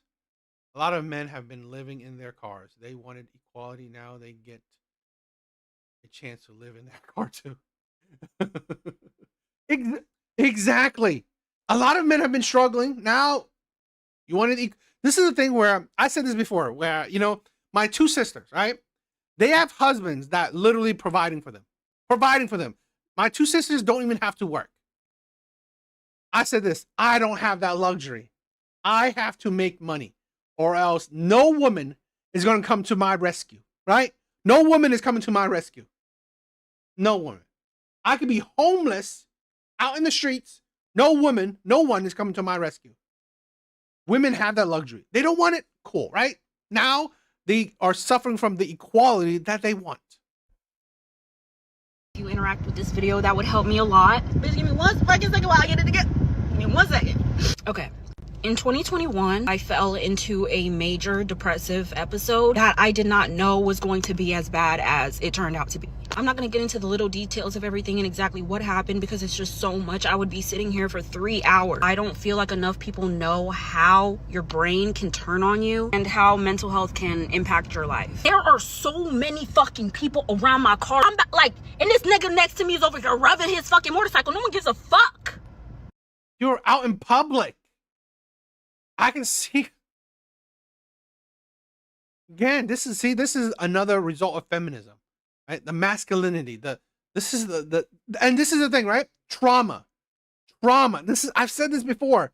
We don't talk about it enough. Why do I say as women age, they become bigger red flags? It's because of the trauma, right? We don't talk about how trauma affects people, particularly women. These traumatic experiences, it adds to their brains. It adds to how they are around people. It is not a good thing. No one gives a fuck about your motorcycle. Move! I'm overstimulated. There's a lot going on. It's hot. People just doing too much. At this time, I was still living with my parents. It was a really toxic environment and I didn't have any friends. And so I was never going anywhere. I was always inside. What had happened to me made me super fucking depressed to the point where, like, the one thing that I did do, which was social media, I couldn't even do it anymore. The thing that had happened to me had just affected me so heavily. And this nigga is what? It's hot. That's what it is. Hold on. Had happened to me affected me so heavily, and I was not prepared for what that trauma was gonna do to me. It feeds. Hey, you know what? This is the thing where I find it, God, I don't want to sound bad, right? I don't mean it the way it sounds, but women suffering sometimes, particular women suffering, right? The women that's like this, their suffering is like, it's entertaining. It's funny. 20 people. That's not. I may wait a little bit, right? I may wait a little bit. That I was thinking about. Like it was 50 deep. I was thinking about it'd be 50 deep, but 20 people. It might be not that long until I create a Discord. Like I said, I didn't have any friends. I was in my room. Exactly. Expecting privacy in a public parking lot. Insane. All of the time. So it's not like I was around anybody who could notice the difference in my behavior and how much I was changing. How I went from being so happy all the time to just not even being able to get ready. I went through that depressive episode and this psychosis all by myself. Since I was 17, I'm 22 now. I've been dealing with this mental health struggle for the past 4 or 5 years. I didn't know what was going on in my head and I didn't know what was happening to me. Truly believed that it would go away because I wasn't educated on mental health and I had no idea that your brain can get Oprah did it. Sick, which is essentially what a psychosis is. Almost every single day, I would say for like 3 years, I was waking up in a full-blown panic attack. Wake up and my heart would just drop. I'd be paranoid. And it got so bad where my heart was enlarged because of all of the panic attacks that I was having daily and throughout the day, and I couldn't control it. My depression got out of control and it was affecting my nervous system. It was affecting me physically. Nobody knows the shit that I've been going through. I don't even give a fuck, bro. I don't give a fuck what I look like. I don't care. Like, get on my face, bitch. I'm cool as fuck. 5 years of fucking distress and I had no reason to fucking keep going. Let me tell you some of the things that I've been going through. This is the thing, right? Men saved women. Okay? Imagine this. Women women cannot handle, right? The hardships of the world. Women can't. Men took the brunt of it. Men took the brunt of it. Okay? You think men love being in like marriages with women like this? Marriage with women that are mentally unstable? No. But men took that as a sacrifice. Right? Men took the brunt of emotional damaging, right? Of the emotional damage. Men took it. Women do not understand the importance of a man, right? The need of a man. You think the life of, you don't need no man is great? The world is unkind. The world is unkind and men know it. This is why men, part of protection, right? Providing and protecting, men have shielded women from the world. Men have shielded women from the world. The father to the husband. Last year, in the winter, when I was living in my car, I was driving and I was door dashing because I needed to make gas money and there was no one to ask for money. And if I needed to eat and if I needed gas money to keep myself warm in the winter, I had to just door dash or figure out or sell an electronic that I had or figure out a way to make some money. I crashed my car into a ditch. Called the police. They couldn't get my car out that night, so I had to sleep in my car that night. Let's see. Was driving on the highway last summer, and I did a 360 on the road. My makeup's all fucked up. Like, I really don't care. My AC gave out on me while I was on my fucking period. Yeah, bitch. What the fuck does the devil want from me? Oh, my wheel popped on me while I was driving. And you know what's so crazy about this is when my car fucks up, I still have to live in it until I figure out what the fuck to do. You know what? I mean, I think I don't know if I heard that exactly, but I heard another creator saying like, there's so many women begging for money. Homeless women, right? Homeless women, single mothers asking, right? There are so many homeless single mothers or single women asking, begging for money online, right? Begging for sympathy, validation, for, support online. It's like, that's the thing. They rather not deal with a good man to take care of and just ask for help online from strangers. Yeah, and you will get that sympathy from women, right? You will get the sympathy from women and they will send you money, but that's what you're going about? Ooh, but you know what though? I figured it out every time with nobody's help. I didn't ask nobody for nothing. All tears aside, I'm having a blast living in my car. I'm having a blast, bitch. I'm having a ball. Now that I have a full-time job, I'm in school. I get up every day to take care of myself and make sure that I have food in my stomach, gas in my car, making sure that my hair still looks good, making sure that I got my makeup done. Stand on my feet for 8 hours a fucking day, despite getting everything fucking taken away from me. And nobody is helping me. Nobody's giving me a reason to keep going, but I'm still doing it because I fucking love myself. I had to completely isolate myself because of how heavy the shit that I've been going through was. But bitch, I'm eating this shit up. Like, this shit, it's nothing. Yeah, I might be crying talking about it, but that doesn't mean that I'm actually fucking moved by it, bitch. I live this life every single fucking day and I get shit done. Bitch, I work my ass off. Ask anybody in that fucking building. I'm one of the best employees in there. I go to school, I do my work, and I do a damn good job. Take a shower every single day. I go to work every single day. I do my schoolwork every single day. One thing I stopped doing was going to the gym, but girl, I'm about to get back on that too. I just had to take a little minute to get myself together. And how I feel now compared to when I was actively in my psychosis, like, it doesn't make any sense. It felt so demonic compared to how I feel now. Like, I feel like God has shined a light over my life. Genuinely. But here's the thing where, great, okay, good for her if she's making it out. But I've said this before. Hardship for men is a necessity because it sharpens men, right? It weeds out weak men. It strengthens men. Hardship for women just makes women into men. Makes women into men, makes women just absolutely, well, what would I say? It makes women just miserable people. Because this is the thing where it gives them that masculine personality, masculine energy, because now they've been through hardship. I think that all the hardship that women face does not make them. It destroys the femininity, destroys femininity, destroys softness, and it just makes them hard, makes them hard human beings. Great that she's making it out, but like honestly, this way of life is just gonna make you a terrible person. Now, I mean, a terrible partner. Now, if you're not like again, if women like this don't want a partner, cool. Then you're a strong person, right? You become a strong person. But again, strong person doesn't necessarily mean a strong a good, you know, good female partner. I'm just saying that in that case. But I think women going through trauma, it's like it does not make them a good person to be around, right? BBD. Yeah. Believe that somebody did a curse on me or somebody did some type of voodoo. Yeah. Shame's right. Insufferable.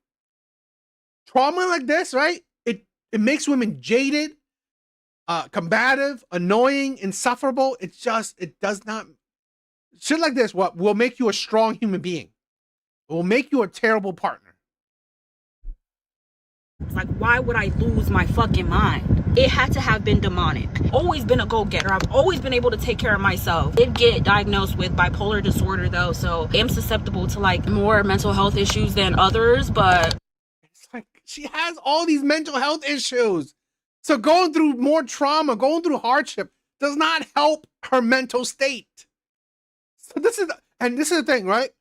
It's statistically shown that more women than ever are on antidepressants or any form of meds that it's meant for mental instability.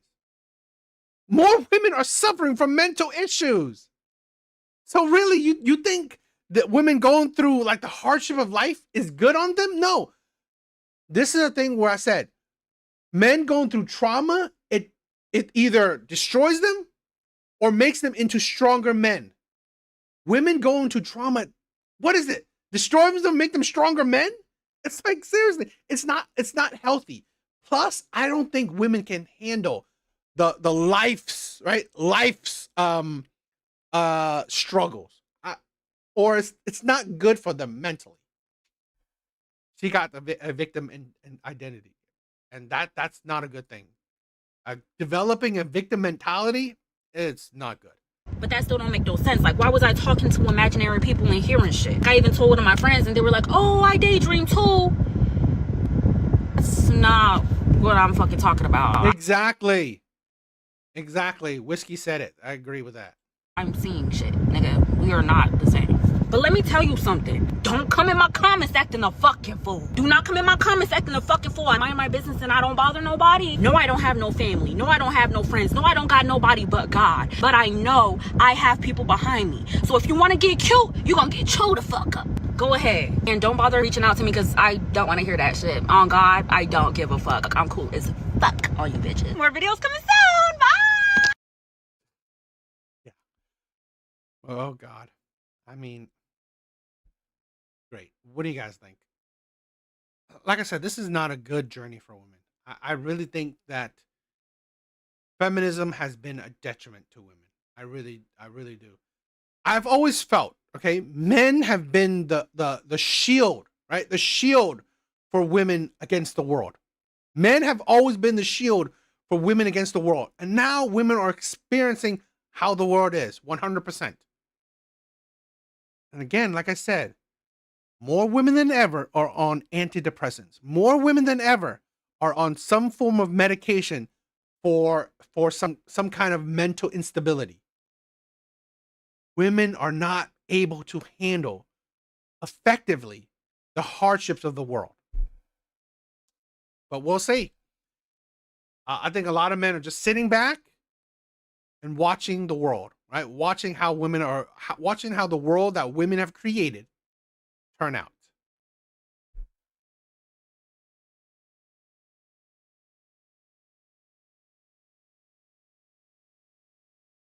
I'm at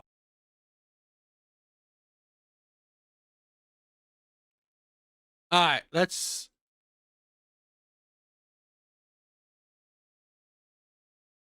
going with the same kind kind of vibe. So we'll check this one out too. I thought this was. I didn't watch these videos, so I don't know how it is fully. Hopefully, it's good. But here's another woman that's struggling, right? Struggling in the world. So let's see. This woman talks about her struggles. Work, and I had a breakdown in the bathroom because it's just like, why are we living like this? There's 7 days in a week, and most of us work 5 days a week. Why? Money is fake. Money is an illusion. Time is an illusion. You know what's real, though? My fucking energy. I'm tired. I'm drained, and this shit doesn't make sense. This shit doesn't make sense. And I don't know why we're still going along with it. If everyone stops, this shit can stop. This is the problem, right? Where a lot of people, particularly women, live in a very utopia world in their mind, right? A very delusional world. If everyone stops, there's no if. No, everyone is not going to stop. That's not how this is the problem with a lot of women where, I'm living in these kind of delusional scenarios. I'm living in my own world. That is the problem. She's wearing a bonnet, and it's weird that she says she's at work too. So, but that's another story. But that's the thing where it's hard because a lot of women are living in a delusional world. They can't handle being an adult. That it's just because this is the thing. Men know it. Being an adult, the world is like it. All right, it is what it is. You cannot change the world. The only thing you can do is change yourself.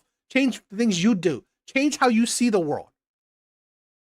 And a lot of women can't handle that. They want the world to change for them. While men, we know that we have to conquer the world, right? We have to conquer the hardships of life. Not easy. You can't hope, I hope everyone will stop so, it won't be so hard. Stop living in hopium. If everyone stops, this shit can stop. Like, genuinely. If everyone stop, this shit can stop. Why are we paying taxes? Why are we going to work? Why are we paying rent? Like, and I'm talking for no reason. This is the thing where, you could live in the forest. You could, this is a thing where, why you do this, okay. There are people who literally just live off the grid. Live off the grid. They're not paying taxes. They're not paying nothing. They live off the grid, right? Build a cabin in the woods somewhere. But I doubt this woman will be able to build a cabin in the woods. Because it's never going to happen. But why are we living like this? Like, genuinely, why? Who does this earth belong to that we have to pay rent? Who are we paying rent to? Like, bro, this shit is getting so fucking annoying. I don't understand. What the fuck? Like, yo, bro, we're paying for... Yeah, I agree. Living off the grid is hard. So this is why we can't... There are things that we don't understand, right? We have to understand that that's life. Life isn't easy. Okay? This is a thing where she's like crashing out on civilized life. Well, imagine a life where, it's like the pioneers, right? Or like life like I don't know, living in the forest, living in the jungle. Women people like this won't be able to handle it. You can get your own water, you can, create your own life, but you won't be able to handle it. Basic fucking needs, bro. We're paying for basic fucking needs, dog. Like, I just feel like I'm going so fucking crazy because every time I bring it up, it's like, yeah, well, what can you do? Well, yeah, we still gotta go to work. Well, yeah, there's still bills to be paid. Exactly, bro. Like, if everyone just fucking stop, bro. Them people that marched in the Capitol, they had the right motive. Just the right motive? They had the right idea, but the wrong motive. Excuse me. Because, they had had the right fucking idea, bro. Like, why are we living like this? Why are we listening to these imaginary rules? Why are we sending our sons, daughters, husbands to go fight for fucking rich people? If they put down the gun right now, those rich people are not gonna pick up the gun to continue doing what they're doing, bro. They need us. They need us. And You know, this is something that I want to try to promote and talk about. I think a lot of us lack critical thinking. A lot of us lack critical thinking. So, a lot of these people really don't understand how the world works. It's called civilization. Now, there are parts of history, parts of the world still, where you can just be by yourself. You can just create your own community. But at the end of the day, right? Even if you create your own community, the structure that civilized worlds have created, like let's say the structure of America, it will still be formed if you created your own community, right? A part of a government of sorts, a leader of sorts, enforcer of sorts. It's like, seriously, you want to create a civilized nation or what community? The rules and regulations are there, okay? We have years upon years of human development. You think what you're saying is something new? You think you're a philosopher? You think you're like some kind of like I don't know, 1 in a billion person that just think about this? No. Us as human beings have gone through all the shit you're thinking about. All right?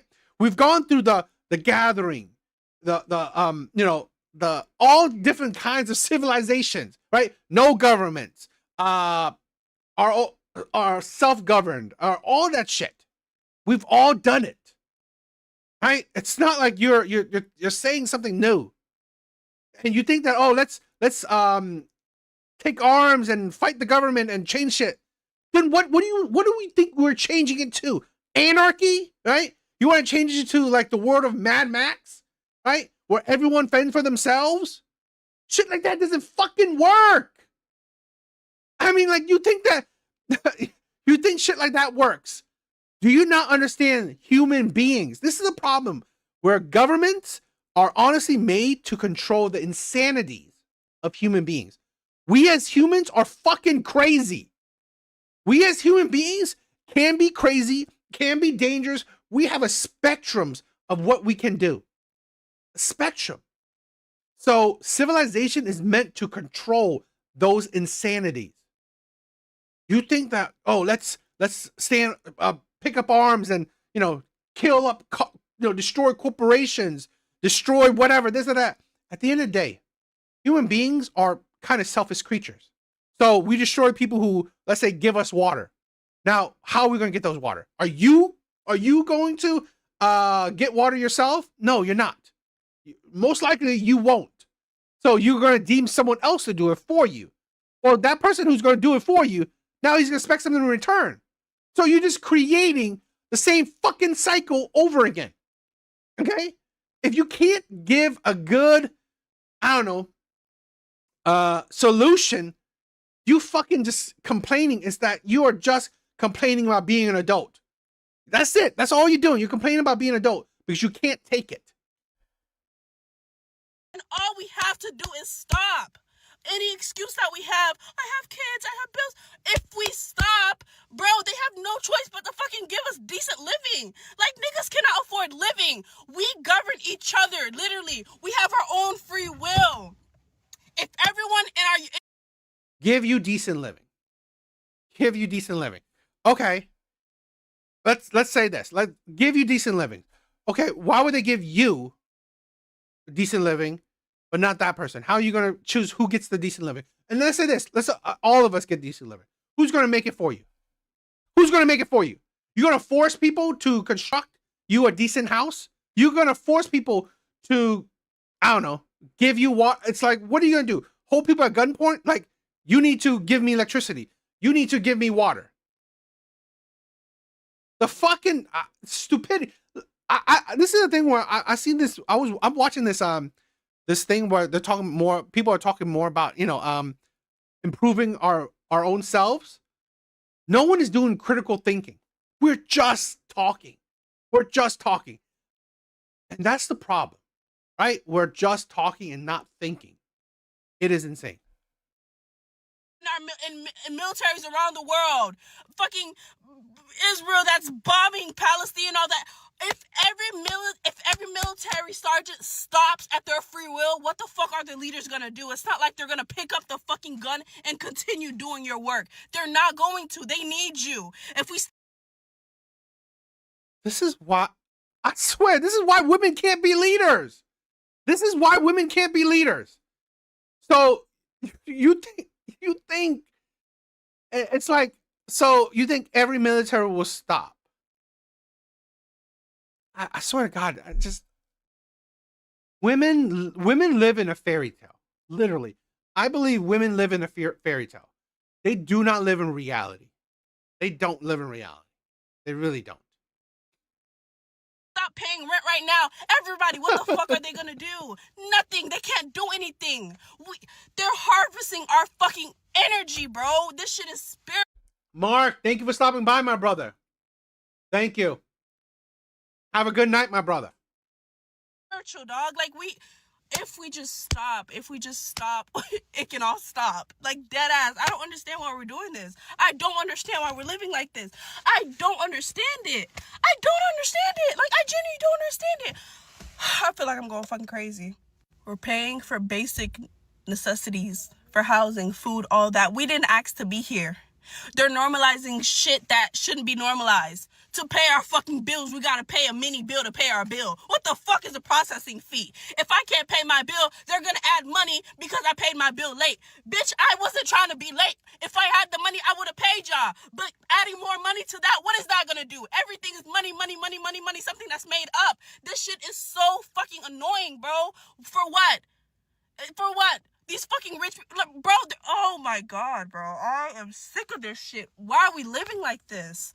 I'm most likely gonna delete this video and make another one with notes and stuff so just I can properly articulate myself because I have... No, I mean, like, this is the thing where I'm not saying that we don't have problems. We do, right?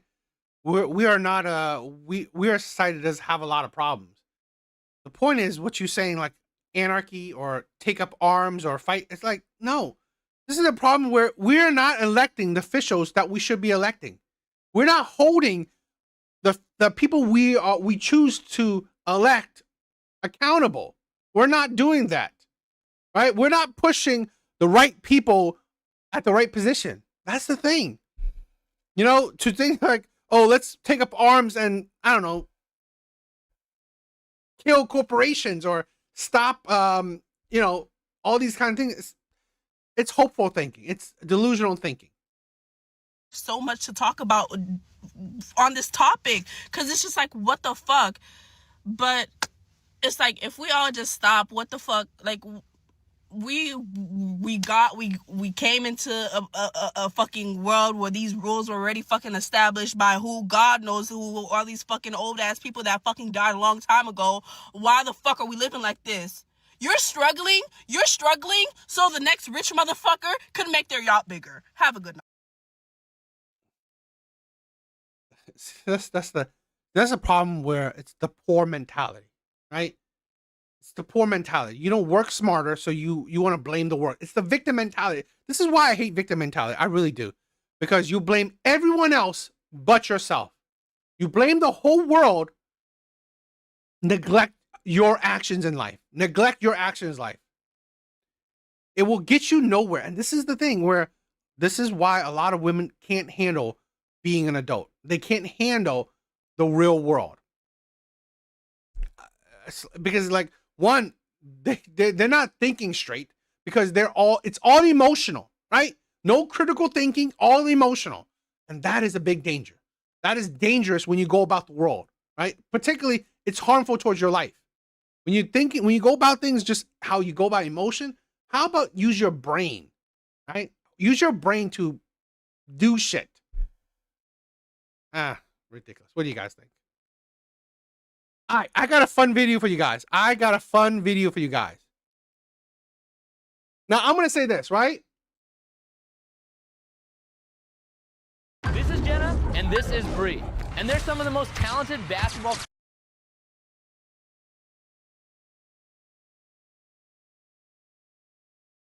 All right, I got a fun video for you guys. I'm not a sports guy. All right, I'm not. The only thing I like to watch is UFC. Right, so I'm not a big sports guy, but you know, I want to watch this out. I wanted to check this out with you guys. I think this will be fun. But yes, let's check this out. I think this will be fun.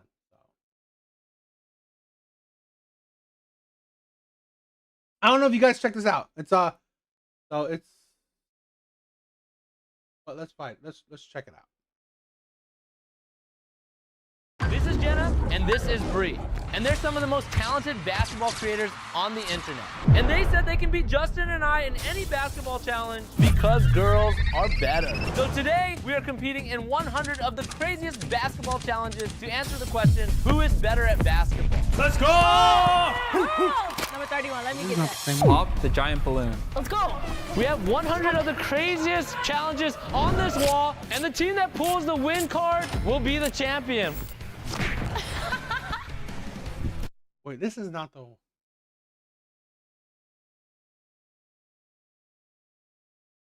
This is not the same.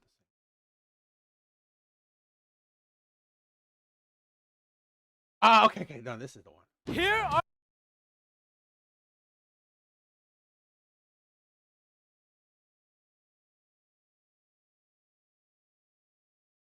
Okay, this is the one. This is the one, right? This is the one where this was interesting. I'm not a sports guy. I only usually watch UFC, but you know, there's been so much talk about the WNBA, so I thought this would be interesting. It might be fun, right? Hopefully you guys will like it. So let's check this out. Oh, I'm a big UFC guy, right? Here's the thing where I want to talk. What? The Rampage thing. Cooked. I think he should be cooked. I think the whole Rampage son thing, he should be put in jail, right? That guy was a fucking idiot. An absolute idiot. So, yeah. Our pro woman hoopers, and here are middle school prodigies. And today we're going to find out if pro women are better at basketball than middle school prodigies. Now we better not lose this time, okay? That was embarrassing. They lost last time. To him. He was high schoolers. The first challenge is 1v1, king of the court. First to score 7 points will get a point for their team. If you guys like it, maybe we'll check the high school one. Let's see. But they're fighting I mean, they're not fighting. They're going up against middle schoolers. Okay, Aisha's up first against Ernesta. Ernesto's in middle school. Aisha has literally played in the WNBA, and she's the best pro woman hooper here. That's 1 point. Let her shoot! Let her shoot! Let her shoot! Another baby! Another baby! Shoot! Oh yeah, we on that. Yeah! Oh, that's the defense. Yeah! That's crazy. That middle schooler is like, either he's really tall or she's really short. Ready with the three? Oh! Score is 2-1. Okay, Freddie is in 8th grade. Then now the score is 3-1. Whoever wins the most challenges before the 4v4 will start with a 3-point lead in the 4v4 matchup. And you don't want to miss that. Why are you so weak? They in middle school. They don't know what aggression is. They're fouling him like he's prime LeBron. Come on, Freddie! Come on, Freddie! Freddie pulls up from the top of the key. Bang! Freddie drives with a scoop layup and bang! Game point! Game point! Come on, Freddie. Crossover, step back, 3-pointer for the win. And the boys have won. And have received 1 point for the challenges. Whoever wins the most challenges will start with a 3-point lead in the 4v4. And that game is the only game that really matters to prove if pro women are better than middle school prodigies. Oh, he's good. That's I don't know why they would do this, right? I mean, like for the women thing, there is no. This is a lose-lose thing, right? This is a lose-lose thing. I mean, if you lose against middle schoolers, I mean, come on. You should stop playing ball. And if you win, you just won against middle schoolers. Good shot. He's a top 30 ranked 8th grader in the nation. 8th grader? Well, Freddie, you cooked. Yeah, it's a Freddie thing. Yeah. Let's go to the next challenge. Both teams are sending a shooter to represent their team. My name is Janae Barnes, and I am 5 years in pro. My name's Freddie, and I'm 14 years old. I'm in 8th grade. I've been playing my whole life. Do you think you're gonna win against Freddie? It's gonna be nice. It's gonna be fun. Okay. Freddie, you think you're gonna win? Yeah. Yeah, okay. I like the confidence. The next challenge is a 3-point relay races. There are 5 3-pointers across the entire arc, and the team that makes all 5 shots first will win this challenge. We're doing best 2 out of 3. First up, we got Janae versus Freddie. 3, 2, 1, go! Yup, that's it. Go, Freddie! First shot. Take your time, Freddie. Wait, we good? Okay, Freddie's taking an early lead. Uh-oh. Freddie's already onto the top of the key. God damn, she sucks at shooting. Freddie's already on the final second. Freddie's already on the final shot. Freddie, walk him down! Walk him down!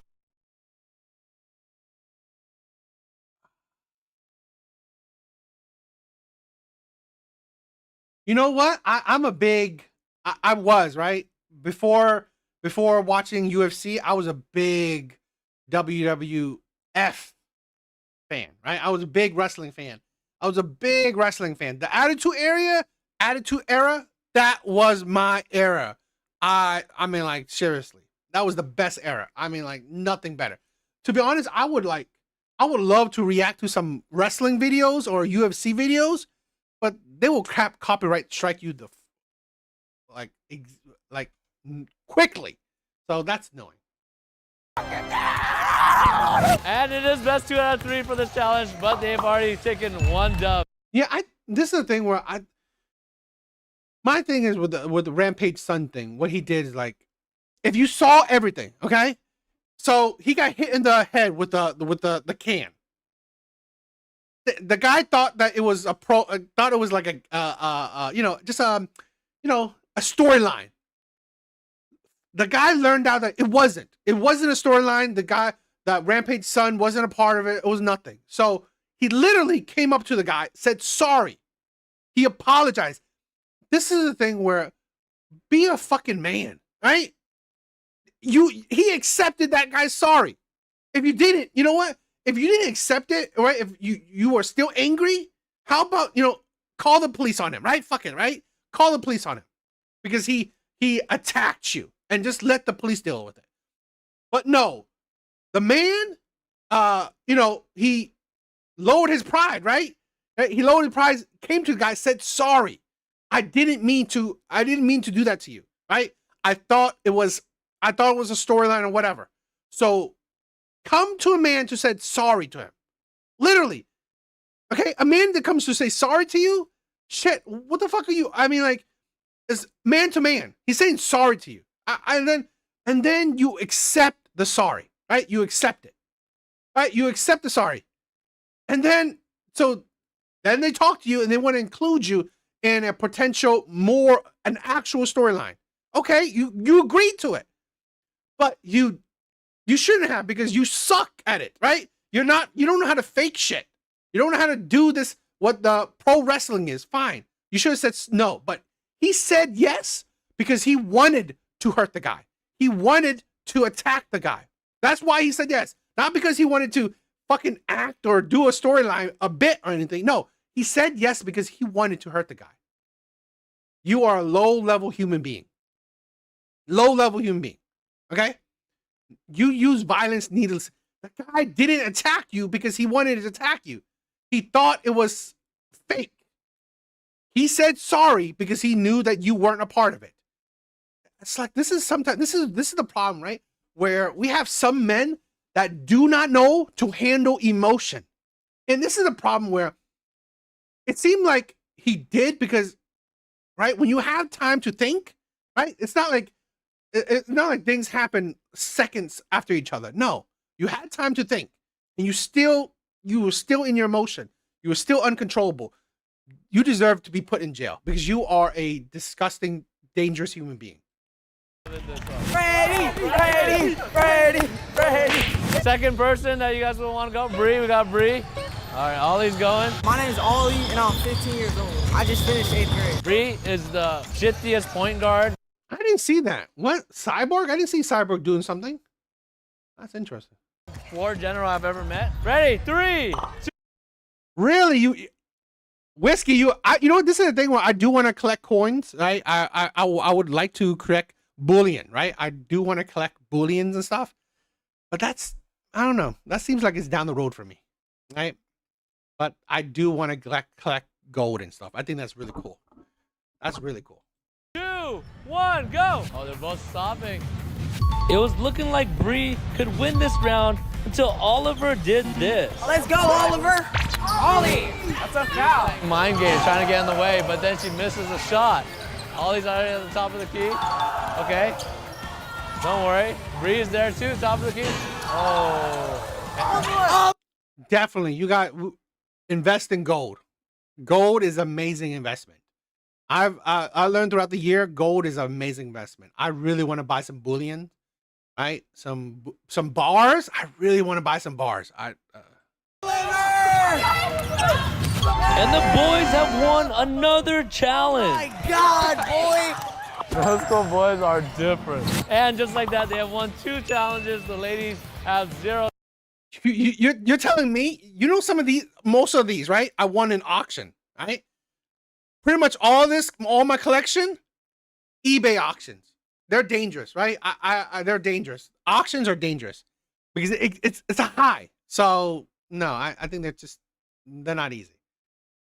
Challenges. Let's go to the next one. Next challenge we have is knockout. 3, 2, 1.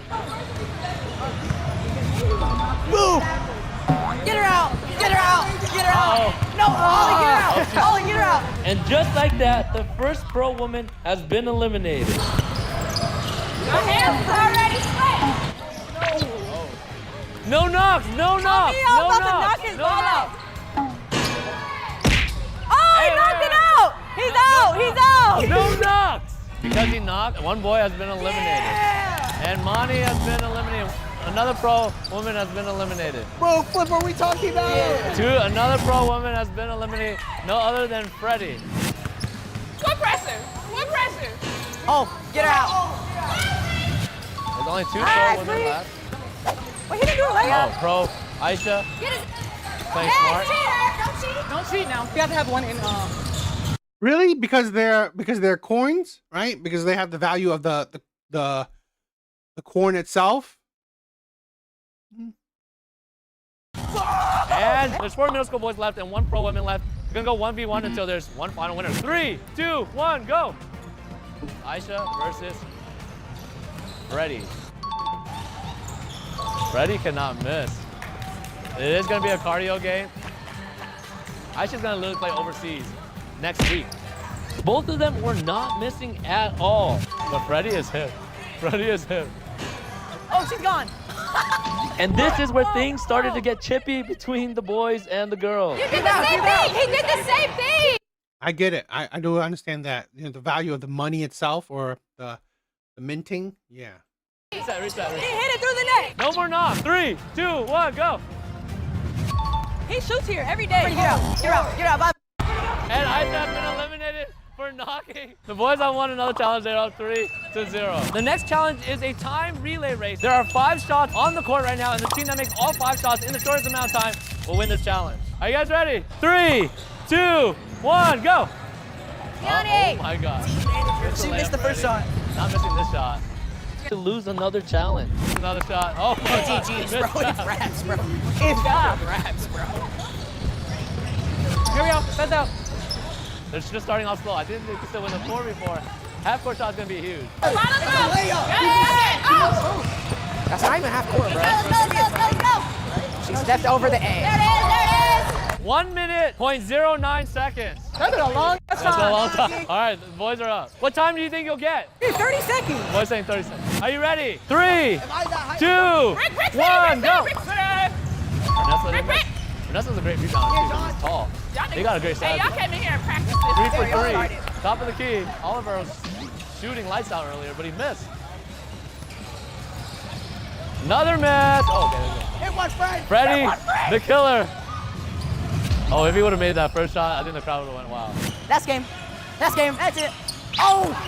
Pressure is up. Oh, down. 42 seconds. 43 seconds. What have you been doing, Laughing Man? What do you mean? Making it from scratch for 5 years? What is that? What have you been making from scratch? We good. We have 20 seconds. Yeah, let's go. 46 right here, seconds. No, Freddie, lock in. No help. I just ate for you, gang. Yeah. 5, 4, 3, 2, 1. Take that The pro women have won their first challenge. out. The score right now is 3-1. Ladies are catching up. On to the next challenge. Next, we have basketball trivia. Best 2 out of 3. If you make the three-pointer, you get to answer the question. First question: who invented basketball? What? Hey, airball is crazy. Right, bro, I don't know. I know the face. I don't remember the name. 5, 4, 3. You don't know? I don't even know. Both of I mean, bro, you do it. I mean, okay. I mean, yo, if you're gonna make some videos, go for it. I'm down. Go for it. I don't. Okay, videos how I make it from scratch. Okay. Don't know. Next question: what NBA player is known as the King? King James. LeBron James. LeBron James. LeBron James. Correct. Yeah. Will Chamberlain. That is 1 point for the boys. What does the NBA stand for? National Basketball Association. Shoot it. Bro, no! I said National Basketball That is correct. Yeah! He answered the question before making the shot, so you have to say the answer one more time for it to count. All right, it's 2-1. How many players are allowed on the court during a game from one team? 5. That is correct, and the boys have won this round. The score now overall in challenges is 4 challenges won by the boys, 1 challenge won by the ladies. All right, the next challenge is last missed free throw. The last team to survive will win this challenge. Just don't Are you ready? miss it. All right. Bang! I should say, free throws are free. You should not be missing these. Ooh, another person safe, boy safe. I'm in front, Nito. I'm in front. Johnny safe. Oh, wow. How he threw that up. Oh! And first person has been eliminated. Ray's not gonna miss. Bree, not gonna miss. He's not gonna miss. Oh, Boogie's eliminated. Should have had Ernesto in. Monty's safe. Bro, come on.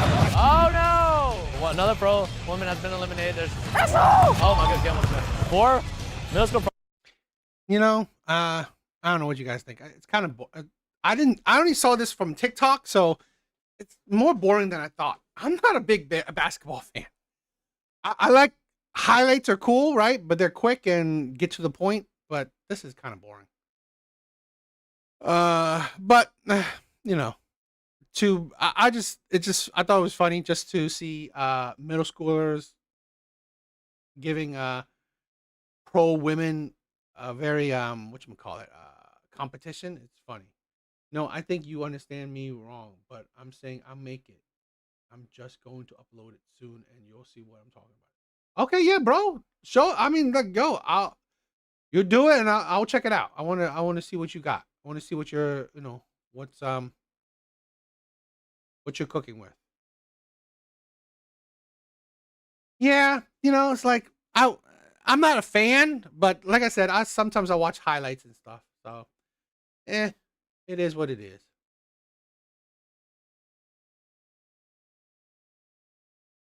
All right, so let's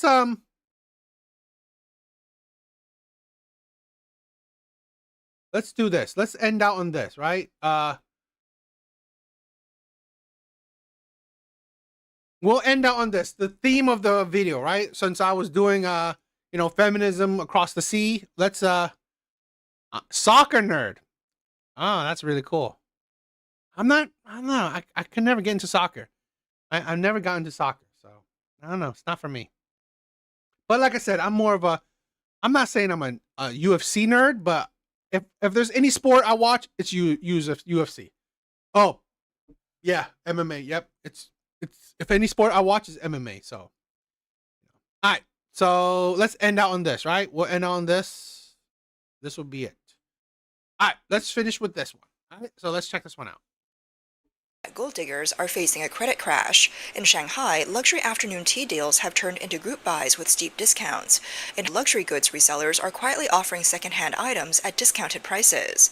A surreal reality is unfolding. What was once hailed as the strongest business model of the 21st century, the gold digger economy is now facing a massive collapse.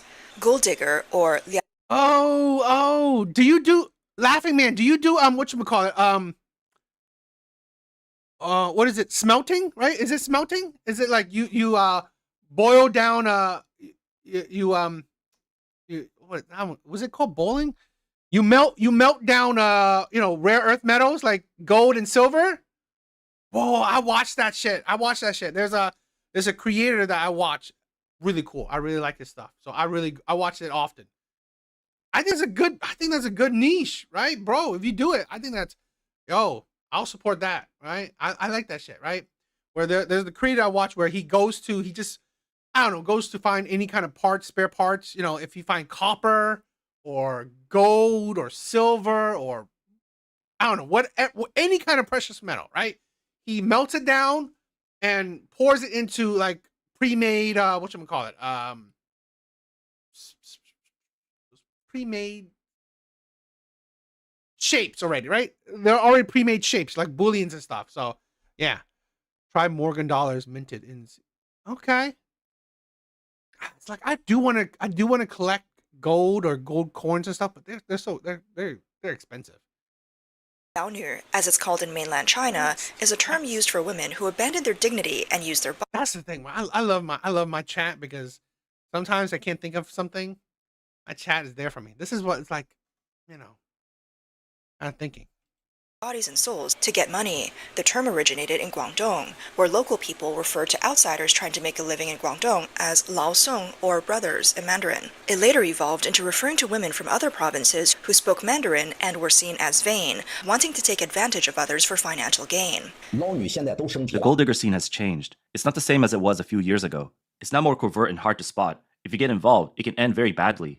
The host explains that 3 years ago, the approach was mostly about keeping you hanging, making you imagine things, and getting you to spend money. Now, guys are harder to deceive. They've been tricked before and learned to avoid it. Today's gold diggers have upgraded their tactics. They'll let you taste a little sweetness, or even put in some effort themselves to make you feel like it's genuine. But it's the same as before, with no real difference once you're in a committed relationship. Once the relationship is established, they'll fall back on the old tricks, looking for reasons to argue, coldly ignore you without reason. If you don't give something, and if you don't make it up to her, you're in big trouble. It used to be that they'd get rid of you quickly. Now they invite you in, trap you, and then make things worse. They might even accuse you of something serious, like assault.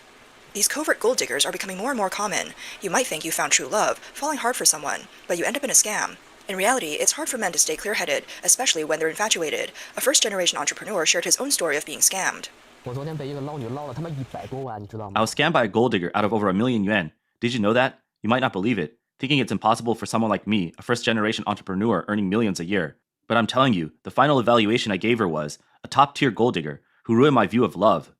The man explains that last year he was sent on social media by a very pure and beautiful female college student. She reminded him of his first love from university, and he was immediately attracted. But because the man... I'll say this, right? My opinion with gold diggers, I don't hate on people. I don't hate on women that can extract money from you, right? I've always believed this, where I'm a big advocate for accountability. So let's say this, because these men were fooled by looks, right? By how attractive this woman is. Well, these men gave money to these women. Well, you're only to blame. No one forced you to give money to these women. You were simping on these women. So at the end of the day, it's about accountability. It's about self-respect. It's about boundaries. And I've said this before, where we as men, our biggest weakness is women and our lust. That is our biggest weakness. If we as men can control that, we are fucking dangerous. If men can control their biggest weakness, women and their lust, we as men will be dangerous. No one will be able to manipulate us. No one will be able to control us. We will then be leaders of our lives. And wasn't lacking in women, they lost contact. One night, it was pouring rain, and the girl called him, crying and asking him to come pick her up. Soft-hearted, he drove over 100 kilometers to get her. The next day, he took her shopping for clothes and then dropped her back at school. A few days later, the girl... I don't mind. Plug it. It's okay. I don't mind to check it out. Right? This is the thing where I support men hustling, men getting their shit up, right? I'm trying to, make something of themselves. I'm a big supporter of that. Slabbing costs about 20-30. Yeah. It's not easy to find the right coin and stuff. So I've been trying to Do I have one? I have one. Paid him back for the clothes. He thought she was a good girl, smart, and appreciative. No, Lenny, I don't really game. I don't. Gaming is not my a really hobby of mine. So no, I don't really game that much. I maybe once in a blue moon, right? I've played some shooter games, right? Call of Duty sometimes in the past. I played Fortnite a bit, but I'm not I'm not that big of a gamer. Plus, it's like it's hard. I don't have that much excess time to do that kind of hobby, even if it's a cool hobby.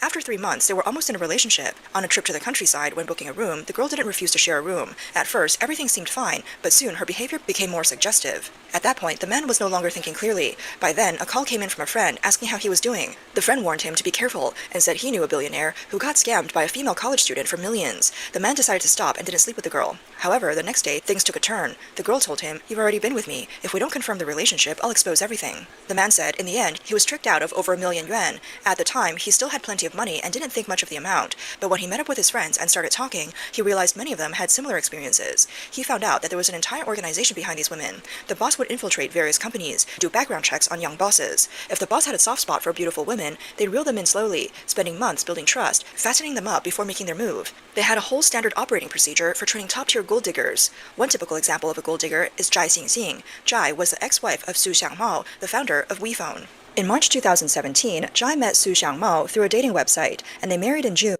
You know what? Like, I'm not a big sports collector, but I was happy that I got this one right here. Right? Because this is like, Otani, right? When he was like going through his run recently, I think it was last year or a year before that, he was going through his run. I really wanted to get this, right? I really wanted to get this, and I thought it was cool. It's a 9. I thought it was cool, right? I really wanted to get this, so I do love collecting. I do love collecting.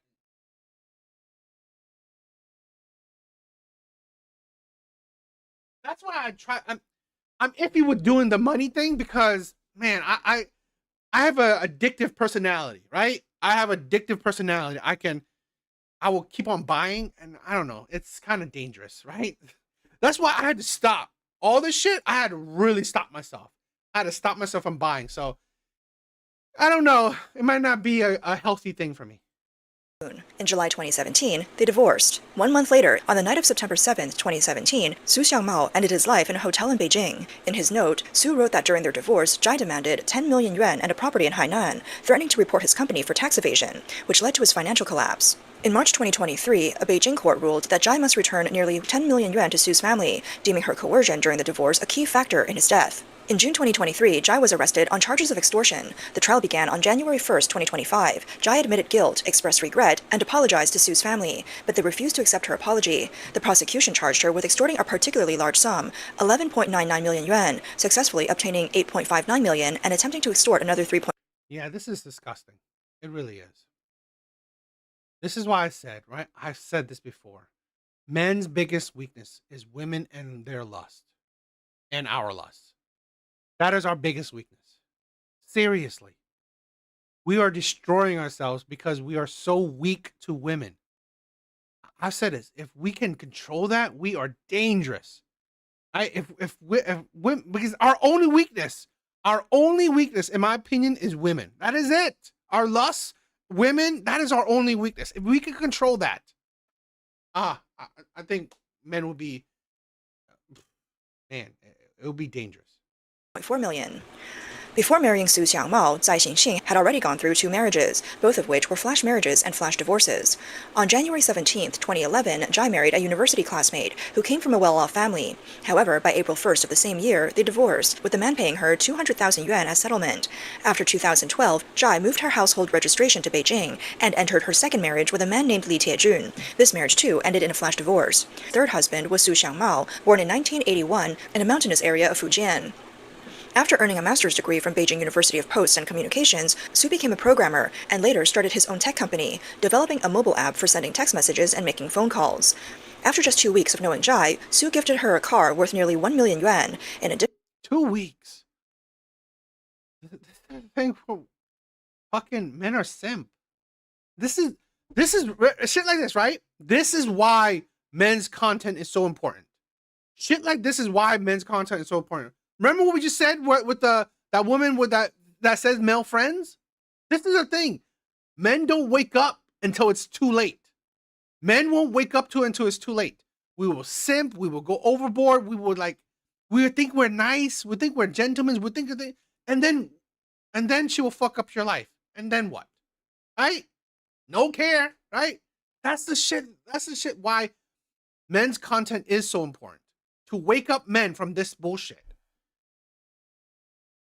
He gave her bags worth tens of thousands of yuan, diamond rings worth hundreds of thousands, and a 3.2 million yuan house in Hainan, with both their names on the title.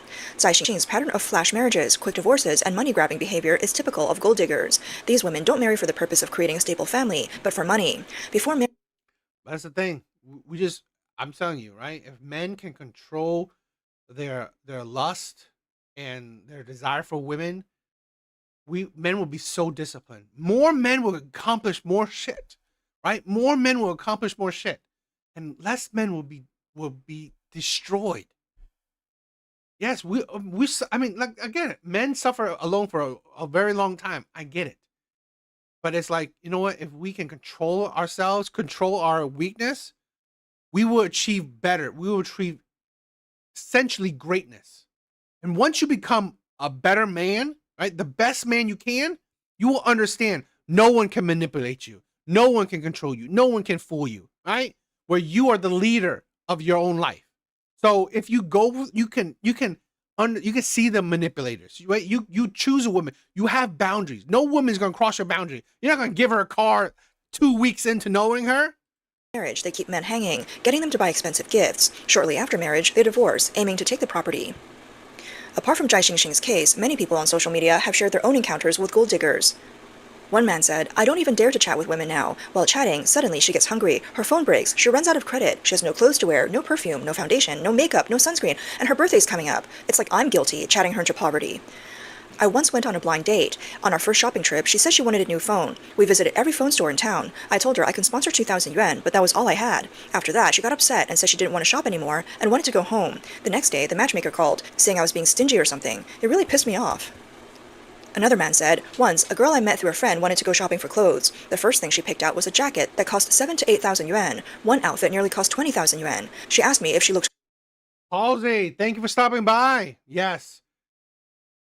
Can't shift that focus, right? That's why we have to really push ourselves. It's not easy. I agree. It's not easy. I mean, I had that problem like for years, right? Most of my adult life, only until, the last couple years where I had better focus. Good in it, and I said she did, but she hesitated for a long time, just staring at me. I lowered my head and played with my phone. Exactly.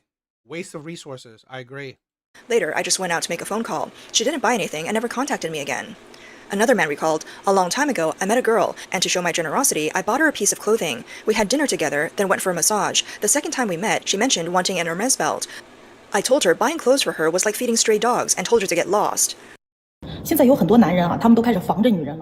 Nowadays, many men are starting to be wary of women because they're all gold diggers. On top of the Da Tong incident, even if the woman seems like a good person, men will still be cautious and not give her too much power. These gold diggers have ruined the market, making it so that men no longer trust women. The relationship between men and women has become worse, and they've even made it so that good women don't have much of a market anymore.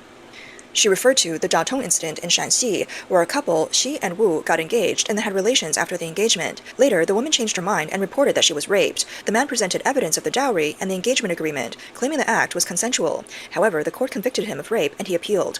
What the hell? Serious? I've said this, right? Men are not just like the shit men are doing, like in America, isn't out of nowhere. Men aren't doing shit out of nowhere. Men seen it, right? Men experience this shit. This is why this is why dating is so different. Because women have destroyed it. Women have changed how the dating market is. In April of this year, the case went to trial, and the Shanxi Datong Intermediate Court upheld the original ruling, sentencing Xi to 3 years in prison for sexual assault. However, the man still insisted that no actual sexual relations had occurred. The Datong case caused a huge stir. Men are now worried that marriage could lead to similar accusations. Coupled with China's rapidly deteriorating economic environment and less money in their pockets, more men are choosing not to marry. Data from the first quarter of 2025 shows that 1.81 million couples registered for marriage in China, a decrease of 159,000 compared to the previous year. Meanwhile, the number of divorces has increased by 57,000. As Chinese men wake up to the situation, Poison of feminism. The poison of feminism. Again, it's a mirror image to America. That's why it proves the results, right? The consequences of feminism. and the economy worsens, gold diggers have completely lost their market, causing a collapse. For example, the number of women applying for consumer loans has skyrocketed, overdue loan rates have surged, and these women, once seen as goddesses, are now defaulters. Some say this is the realization of modern men facing the survival rules of a consumerist battlefield. They're beginning to vote with their feet and counter the economic model. In the past, men would empty their wallets to make their loved ones smile, take out online loans for simple I love you, buy lipstick, fly for limited edition bags, book 5-star hotels, and arrange candlelit dinners, providing both material and emotional value. Now the pendulum has swung in the opposite direction. Lipstick is sitting unsold, flowers are wilting on the stands, the diamond myth is shattered, and luxury goods sales have sharply decreased. But gold diggers are still addicted to consumerism, needing luxury bags, brand name shoes, expensive skincare, and regular cosmetic procedures. As a result, they're spending more and more money, accumulating more and more debt, while growing increasingly dependent on men. Little do they know, men are rebelling against one-sided giving, and a quiet revolution is unfolding. This change is causing major losses across 6 industries. Analysts say that the luxury goods sector is the hardest hit. According to a report by Bain Capital, a well-known investment firm, in 2024, the sales of luxury goods in mainland China dropped by 18 to 20%. Gold diggers who can't find work are now relying on selling luxury items to get by. Over the past decade, China's second-hand luxury goods market has grown 7 times. The main sellers are gold diggers, and the buyers are mostly young people. Next, various industries that focus on packaging and ritualistic experiences have collapsed. A typical day for a gold digger involves waking up in the afternoon, putting on makeup, having afternoon tea, and taking photos in a stylish cafe to post on social media. Then she meets a man or shares fishing tips with her friends. However, since 2023, high-end restaurants in cities like Beijing, Shanghai, Guangzhou, and Shenzhen have been closing down. Those that survived saw their revenue drop by 60%. High-end milk tea brands are struggling to stay afloat. The third industry affected is personal consumer loans. Men no longer borrow money to impress women, and these women, unable to pay their debts, have become defaulters. Last year, all 6 major state-owned banks saw an increase in non-performing loans in the personal consumer loan sector. On one hand, they couldn't recover the money they lent, and on the other, they couldn't lend out new money. By early 2025, some banks reduced the interest rates on consumer loans to below 3%, and in some cases, as low as 2%. This is why I said where men are just sitting back and watching the world that women have now created burn down. Right? The collapse of things, the decline of things, whatever. Men are sitting back and watching the world women have created burn down. 2.5%. Of course, the overall economic downturn is a contributing factor, with everyone tightening their belts. But the collapse of the Really, I didn't know that. It's the I didn't know alcoholic like women consuming alcohol at an alarming rate like that. I didn't know that. Interesting. gold digger economy and the marriage and dating economy has played a significant role as well. The fourth industry to suffer is the debutante training programs. Women looking for rich husbands were spending anywhere from a few thousand to tens of thousands of yuan on these programs. These programs taught them how to manipulate men. But as the gold digger economy collapsed, many women realized the training wasn't helpful, so they started asking for refunds or even reported the instructors for fraud, leading to a number of training institutions collapsing. In April of this year, the former gold-digging queen and popular relationship coach Xu Da Nuren, who earned 150 million yuan a year and had millions of followers, was reported to have evaded 7.6 million yuan in taxes and had her business shut down overnight. Not only did the training programs collapse, but Whiskey, my super ego controls my lust. Amazing. So I don't act. I love that. I have also been lusted after. I never understood why, but it was the reason for being semi-pro in Key West. Interesting. Again, I commend anyone who can control themselves, who has discipline. Self-media platforms that promoted the elite woman lifestyle also went out of business. The fifth industry affected is the medical aesthetics industry. In the past, many women received cosmetic treatments funded by their boyfriends, and the industry grew rapidly. However, this year, there has been an unusual downturn. The three companies known as the Three Musketeers of the medical aesthetics industry have all seen revenue declines. The Huaxi Biotech's revenue dropped by 20.77% in the first quarter, losing over 1 billion yuan. Aimeke dropped by 17.9%, and Haohai Biotech decreased by 4.5%. Finally, the online dating platforms are also in trouble. These platforms used to be popular with men, but men have started realizing that many of the women on these sites are gold diggers. What seemed like dates for love were actually just schemes to get meals and gifts. The top two dating apps in China have seen their performance decline for 5 consecutive years. Men's money is now being spent on outdoor gear, fishing, and sports. When relationships... You hear that? Men's money are now outdoor gears, fishing, and sports. Men are now spending their money on their fucking selves. All right? That's the shit I'm trying to promote. Care about yourself. Self-respect. Self-love. Because this is the thing. At the end of the day, if you don't care for yourself, no one will. I'm a big supporter of that. A mirror image to the US.